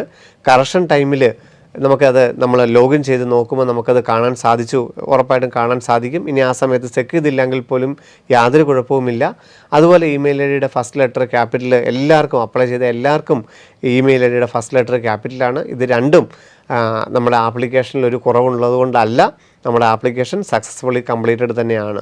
സാർ, ഒരു പെൺകുട്ടിയാണോ എന്നുള്ളിടത്ത് യെസ് കൊടുത്തു, പക്ഷേ 2 പെൺകുട്ടികളായിരുന്നു, അത് തിരുത്തണം. നീറ്റ് 2024 അപ്ലൈ ചെയ്തപ്പോൾ സിംഗിൾ ഗേൾഡ് ചൈൽഡ് ആണും പെണ്ണുമായിട്ട് നമുക്ക് ഒരു പെൺകുട്ടി മാത്രമേ ഉള്ളൂ എന്നുള്ളത് ഒരു സ്കോളർഷിപ്പ് സ്കീമിന് വേണ്ടിയിട്ടുള്ളതാണ്. അതിന് നീറ്റുമായിട്ടോ അഖിലേന്ത്യാ അടിസ്ഥാനത്തിലുള്ള പ്രവേശനവുമായിട്ടോ സീറ്റ് റിസർവേഷനുമായിട്ടോ യാതൊരു ബന്ധവുമില്ലാത്തത് കൊണ്ട് അത് ഇനി തിരുത്തേണ്ട ആവശ്യമില്ല. ഇനി തിരുത്താനുള്ള സാഹചര്യമൊട്ട് ഇല്ലതാനും. സർ, ESA ഒക്ടോബർ 21 ആണ് രജിസ്റ്റർ ചെയ്തത്. സോ ദിസ് ഇയർ റിസർവേഷൻ കിട്ടുമോ? 2024 ESI രജിസ്ട്രേഷൻ സംബന്ധിച്ചുള്ള ഡീറ്റെയിൽസ് മെയ് മാസത്തിൽ മാത്രമേ പബ്ലിഷ് ചെയ്യുകയുള്ളൂ. ഓരോ വർഷവും കാലാനുസൃതമായ മാറ്റങ്ങൾ ESI കൊണ്ടുവരാറുണ്ട്. 2023 അത് നമുക്കറിയാം 6 മാസം വാലിഡിറ്റി ആയിരിക്കണം. കഴിഞ്ഞ സെപ്റ്റംബറിലെങ്കിലും മെമ്പർ ആയിരിക്കണമെന്നുള്ള നിയമം കൊണ്ടുവന്നിരുന്നു. അതിനു മുമ്പിലത്തെ വർഷം ആ അക്കാഡമിക് ഇയറിലെ മാർച്ചിലെങ്കിലും മെമ്പർ ആയാൽ മതിയാകും. അതുകൊണ്ട് 2024 ESIയുടെ എന്താണ് നിയമം എന്നുള്ളത് മെയ് മാസം വരെ കാത്തിരിക്കുക മാത്രമേ ഇപ്പോൾ നിർവാഹമുള്ളൂ. അപ്പോൾ ശിവൻ സാറിനൊപ്പം കൃത്യമായ ഉത്തരമെന്ന് പറയുന്ന പ്രോഗ്രാമിലൂടെ ശിവൻ സാർ എല്ലാ ചോദ്യങ്ങളിലേക്കും തന്നെ എത്താൻ ശ്രമിക്കുന്നുണ്ട്. അപ്പോൾ തീർച്ചയായിട്ടും നിങ്ങൾക്ക് ഇനിയും ഒരുപാട് സംശയങ്ങളൊക്കെ നീറ്റ് 2024 അടുത്ത് വരുന്ന ഈ ദിവസങ്ങളോടനുബന്ധിച്ചുണ്ടാവാം. അപ്പോൾ നിങ്ങളുടെ എല്ലാ സംശയങ്ങളും ശിവൻ സാറിനൊപ്പം കൃത്യമായ ഉത്തരമെന്ന് പറയുന്ന ഈ പ്രോഗ്രാമിനിടയിൽ മെൻഷൻ ചെയ്യുക. കൃത്യമായ മറുപടിയുമായി ശിവൻ സാർ നിങ്ങളോടൊപ്പം ഉണ്ടായിരിക്കും. അപ്പോൾ ഞങ്ങളെ ഇന്ന് കേട്ടുകൊണ്ടിരുന്ന എല്ലാ പ്രേക്ഷകർക്കും നന്ദി, നമസ്കാരം. എൻട്രൻസ് സംബന്ധമായ വാർത്തകളും അപ്ഡേഷനുകളും ഏറ്റവും വേഗം ആധികാരികമായി അറിയാൻ ബ്രില്യൻറ്റ് സ്റ്റഡി സെന്റർ പാല യൂട്യൂബ് ചാനൽ സബ്സ്ക്രൈബ് ചെയ്യുക. ബെൽ ഐക്കൺ അമർത്തുക. ഈ വീഡിയോ മറ്റ് സുഹൃത്തുക്കളിലേക്കും ഷെയർ ചെയ്ത് നൽകുക.